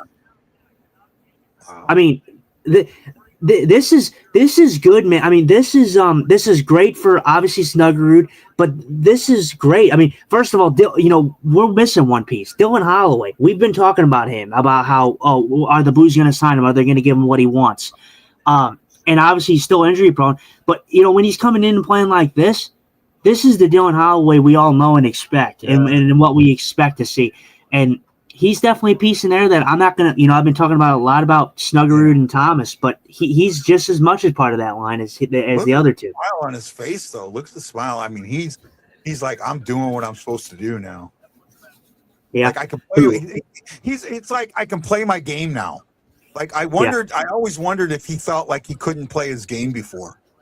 And I know that sounds weird with the two guys leaving, saying, the coach. If those two guys, which are centerpiece guys, Falk on defense and, Shin, a center, second, third line center,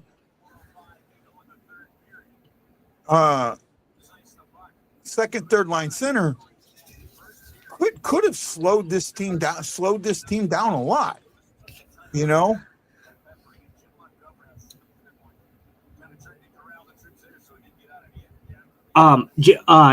I just, for me, and I understand, because I'm gonna go back to what we talked about on this show a couple months ago when Shin was here, and I said I think the line of Shin, Holloway, and Kyrou was fantastic last season, and we all saw it. They were one of the big reasons why the Blues got that comeback that they needed. But you look at it now, right? And we talked about it when it happened, and when Shin was kind of on a downward trajectory.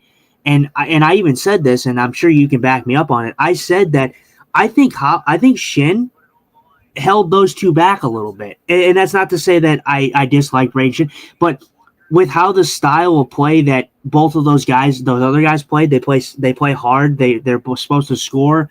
They're fast guys. I think Braden Shin was just a little too slow for them. And now I think it's starting to show, and now it's starting to show. And like I said, I brought this up right after the trade deadline. Said the team felt like the You know, they said, okay, go do what you do. And they've been able, I mean, the team looks, other than the first period, yes, they did look slow. They did look discombobulated. But after the timeout, they have come back and not been slow and not been discombobulated. Yes, for the most part, Carolina has controlled the puck. Carolina has run things better.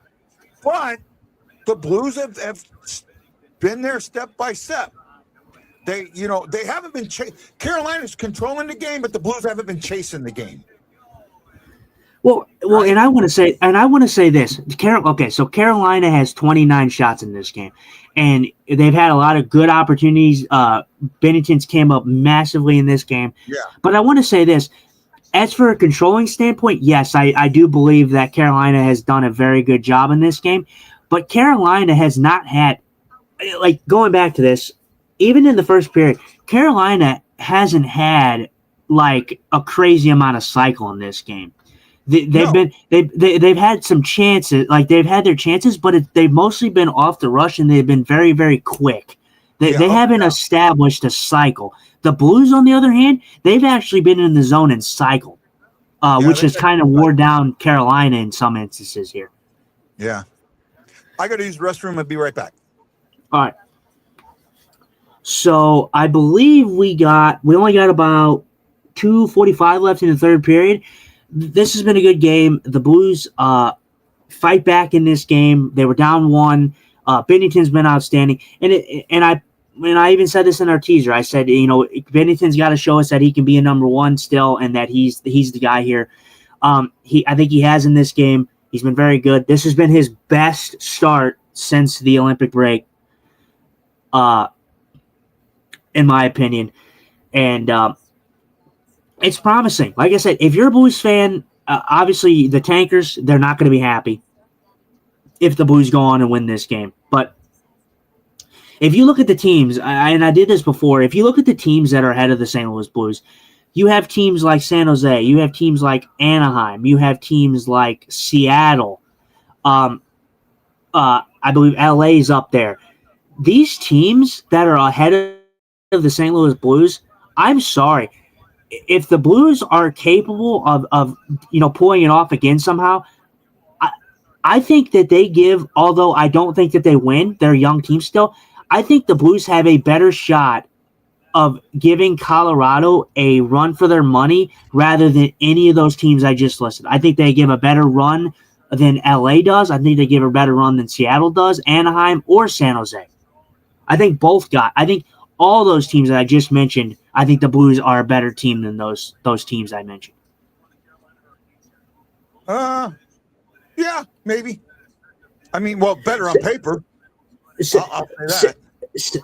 I mean, obviously, San Jose has Celebrini, but San Jose's still young. If San Jose makes the playoffs, it's going to be great for a guy like Celebrini. But Celebrini and the Sharks, they're still young. They're still a rebuilding team. They're going to get absolutely killed by the Avalanche. They don't have enough. What's the word?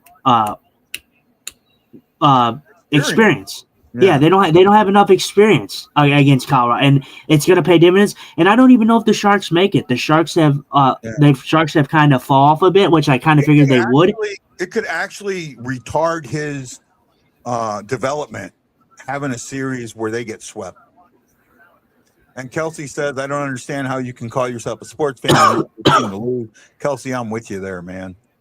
John says, left the information. Reminder, I'm depending on you guys to keep updated. No TV here. Doing the best we can, John. Yeah. Pulled the goalie, 6 on 5. Yeah, me and Guy are definitely, Kelsey, in the boat of not tank. I don't like the word tank. I think it's been normalized in the NHL now. It's always been a thing where they call it that, but I don't think any team in the NHL purposely tanks. I just think that's a stupid logic. Yeah. I don't think anybody wants to be bad. I don't think anybody wants to show up to work and lose. Yeah. Come on, get snugger with the puck. I want to see this guy. Snuggerud on Hattie watch. Okay, there you go. Get the puck out. That's not going to be icing because it shot by the Carolina player. Yeah, a minute and change to go. Minute 20 to go.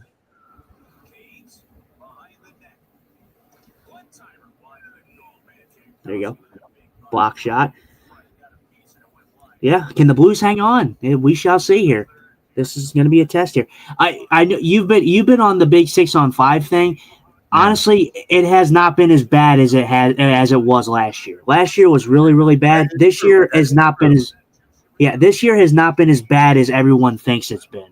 6-on-5. That is true. And I was bringing the stats up yesterday or with Dave, and that was absolutely true. Brandon Now could they be better? Yes, but I think as for the open net opportunities, I think in every case the team that's favored from that has been the team with the empty net. There's not been a lot of goals, I don't think, scored by NHL teams with the goalie pulled. I do think it happens a lot. No, there has. Has there been? Okay. Well, the Blues, the Blues could be better on it, but I think for a standpoint that, like, when we're thinking about it, I think we're like mixing it in with some games, like the Dallas games, like where we lost in a minute. Those were not 6-on-5; those were 5-on-5 goals. 5-on-5s, yeah. So, not just those examples, but I just think that those may be mixed in there. Yeah. All right. Well, here we go. Can the Blues hang on?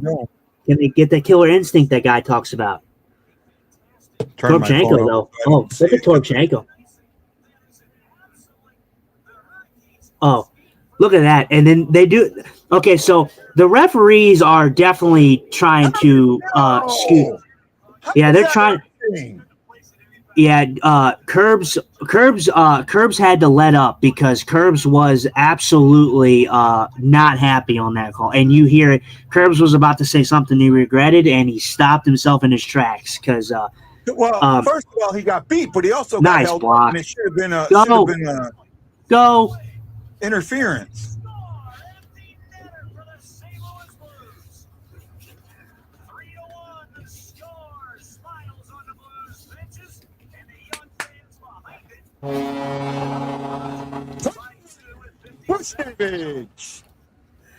Yep. That, my ladies and gentlemen, is called karma, because that was not the right call that was called. This shot gets blocked immediately by Bush, and then Bush is off to the races, and he ends it, and that's going to be your final. 3-1 probably is going to be your final. I think Finley should have taken that shot. Maybe he didn't have it, but I think Finley should have taken that shot. I'm okay with it. I would rather. But I would like to see Finley make that shot. Because this may be his only season here. That's true, but honestly, if I'm Finley, it's a short. There's a short amount of games left. But if I'm Finley, I want to get my first goal as a St. Louis Blue, not in an empty net. Yeah, true. But that's just. But honestly, that's less. That's less for me than like a first goal. Like if your first goal in the NHL should never be an empty net goal. I feel like that is disappointing when it's an empty net goal as your first goal in the NHL. First goal in the NHL, though. No, it wouldn't. I'm saying if I had to choose one, would I rather him like put it in an empty net now? Yeah, I would, because Finley has already scored in the NHL, I'm pretty sure. So it wouldn't be as bad. But the first goal in the NHL for your career? Gutsy.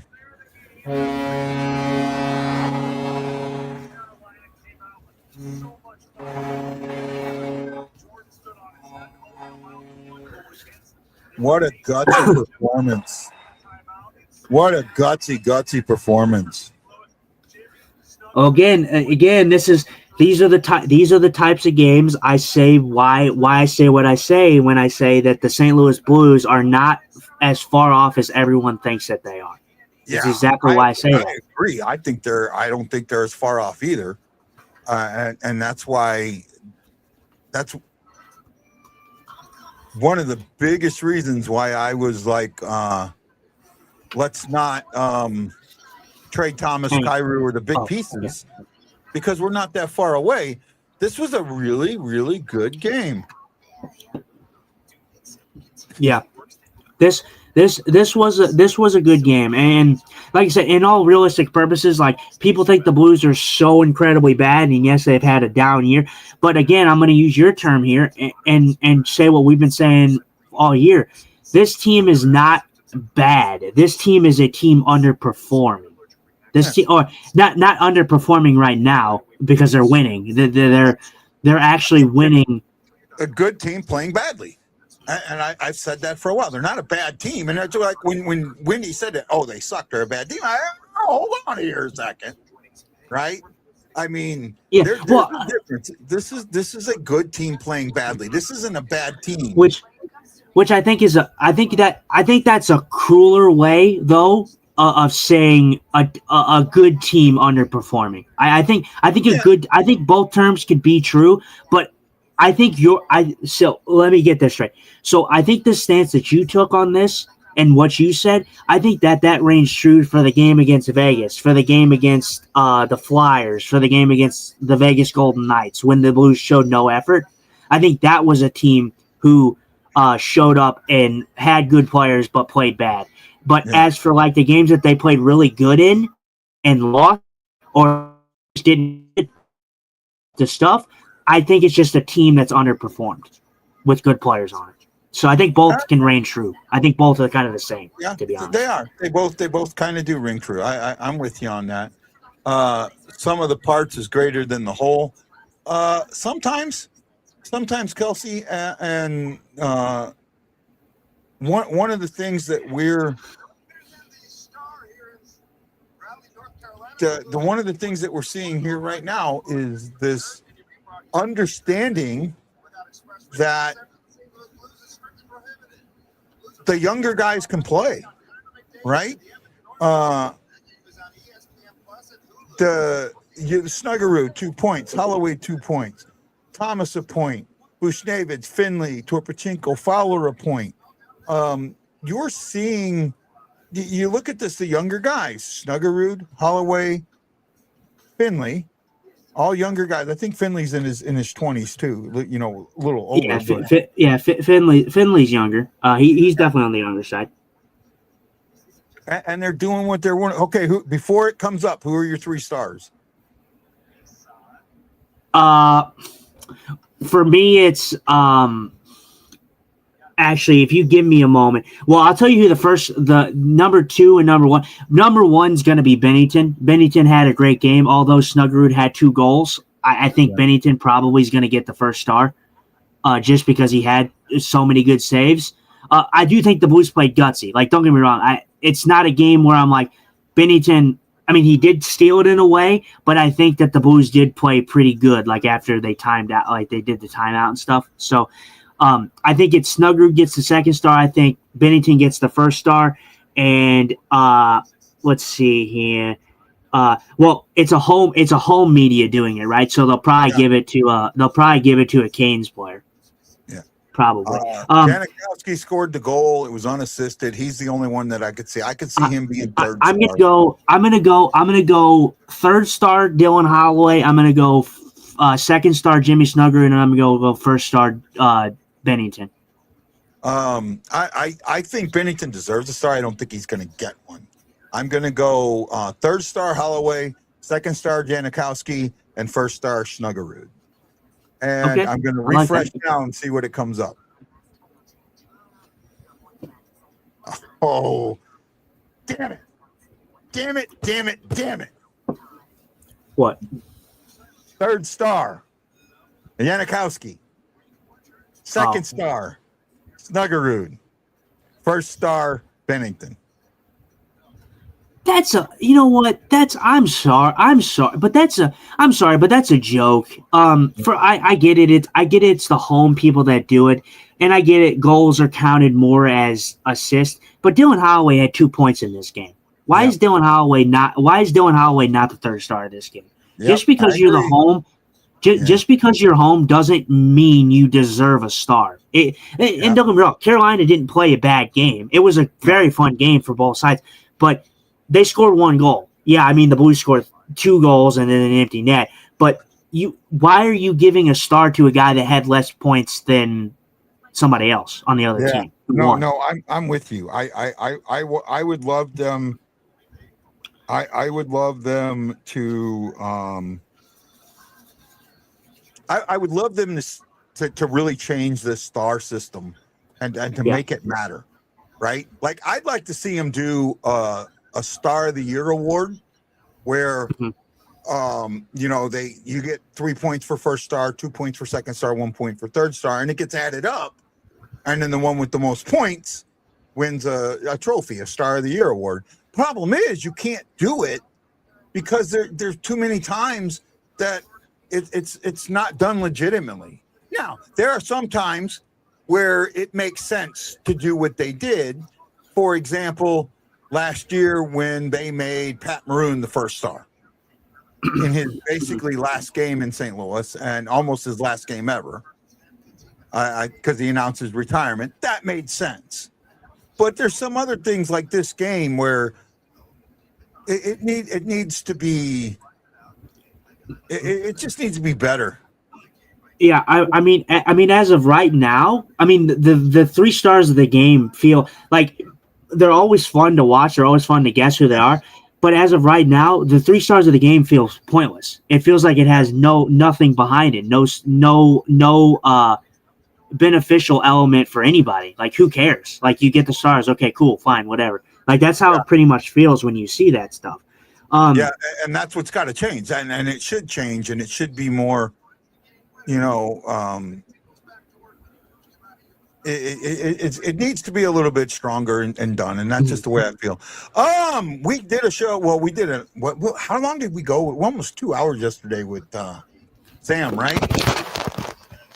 Oh crap! Yeah, like an hour or something. Yeah. Hour and a half, hour and 45 minutes, maybe. Yeah, I mean, I know some of it's getting cut out, but we had a long one, and then we just had and then we have a game tomorrow. You want to do tomorrow's game or not? I probably will not. Or at least I might. Am I frozen here? Oh wait. No, you're good. You're good. Okay. As for me, I am unsure. I don't remember what time this game. Oh, it's 7. So it's in St. Louis. It's against Edmonton. Yeah. I'd like to watch it, but honestly, I probably will be out with some coworkers, so I may not be there for the show. So if you do one, say again. I said so. If you do one by yourself, and maybe I join in maybe later, or if you just don't want to do one and just not do one, I mean that's up. Well, the thing is, Sunday's game 9 a.m. for me, so I don't know if I want to do Sundays. Yeah. Right. So if we don't do Sundays, we'll do a late show Sunday. Okay. Right. So hey guys, thank you so much. Me and Justin will talk a little more. This is Guy and Justin saying aloha mahalo. And hey, Justin, I can't do it that way. How do we end the show? Sorry, I didn't want to cut you off or anything like that, but I kind of wanted to go over. I know it's not like a Graven points right now, but before we go off, I wanted to kind of go over what the standings look like. Yeah. Just because I'm kind of curious on where everything stands right now, because I was talking about the teams. Someone made that post. We're 5 points out. Are we 5 points out? Yeah, we're 5 points out. Okay, so I just wanted to look and see who was. So the Predators. Actually, I don't think it updated for me yet, but yeah, the teams ahead of you, the Predators, the Mammoth, the Kraken, the Kings, the Sharks. Out of all them teams, the Blues are, if they play their game and they play like they've been playing here, like they played this game, a gutsy win against a great Carolina team. Anything's possible, man. Really it is. If those teams fall apart, which some of them are, as you're seeing here in the home stretch. Anything can happen, man. I'll tell you what, if we come on this show and the Blues somehow make the playoffs, I guarantee myself and you will be shocked. So, all right. Yeah, no, that's just wanted to get off.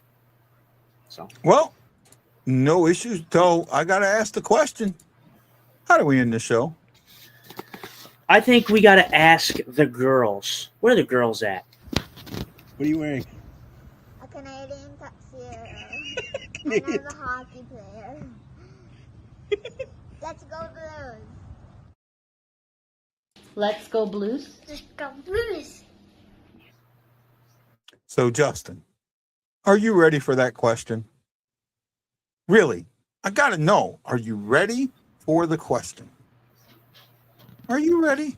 Really ready for the question? I'm ready for the question. Who's late for dinner? Where are the boys? Where are they at? Hawaii Blues fan, we're bleeding blue with you. Let's go Blues! Let's go Blues! Let's go Blues! And this is Guy, the Hawaii Blues fan, for my co-host Justin Eagle Eye Scott, saying aloha, mahalo, and thank you for watching the Blue Note Fan Report. And as you know, I am bleeding blue with you. And as always, let's go Blues. This is Guy and Justin saying we'll see you next time on the Blue Note Fan Report.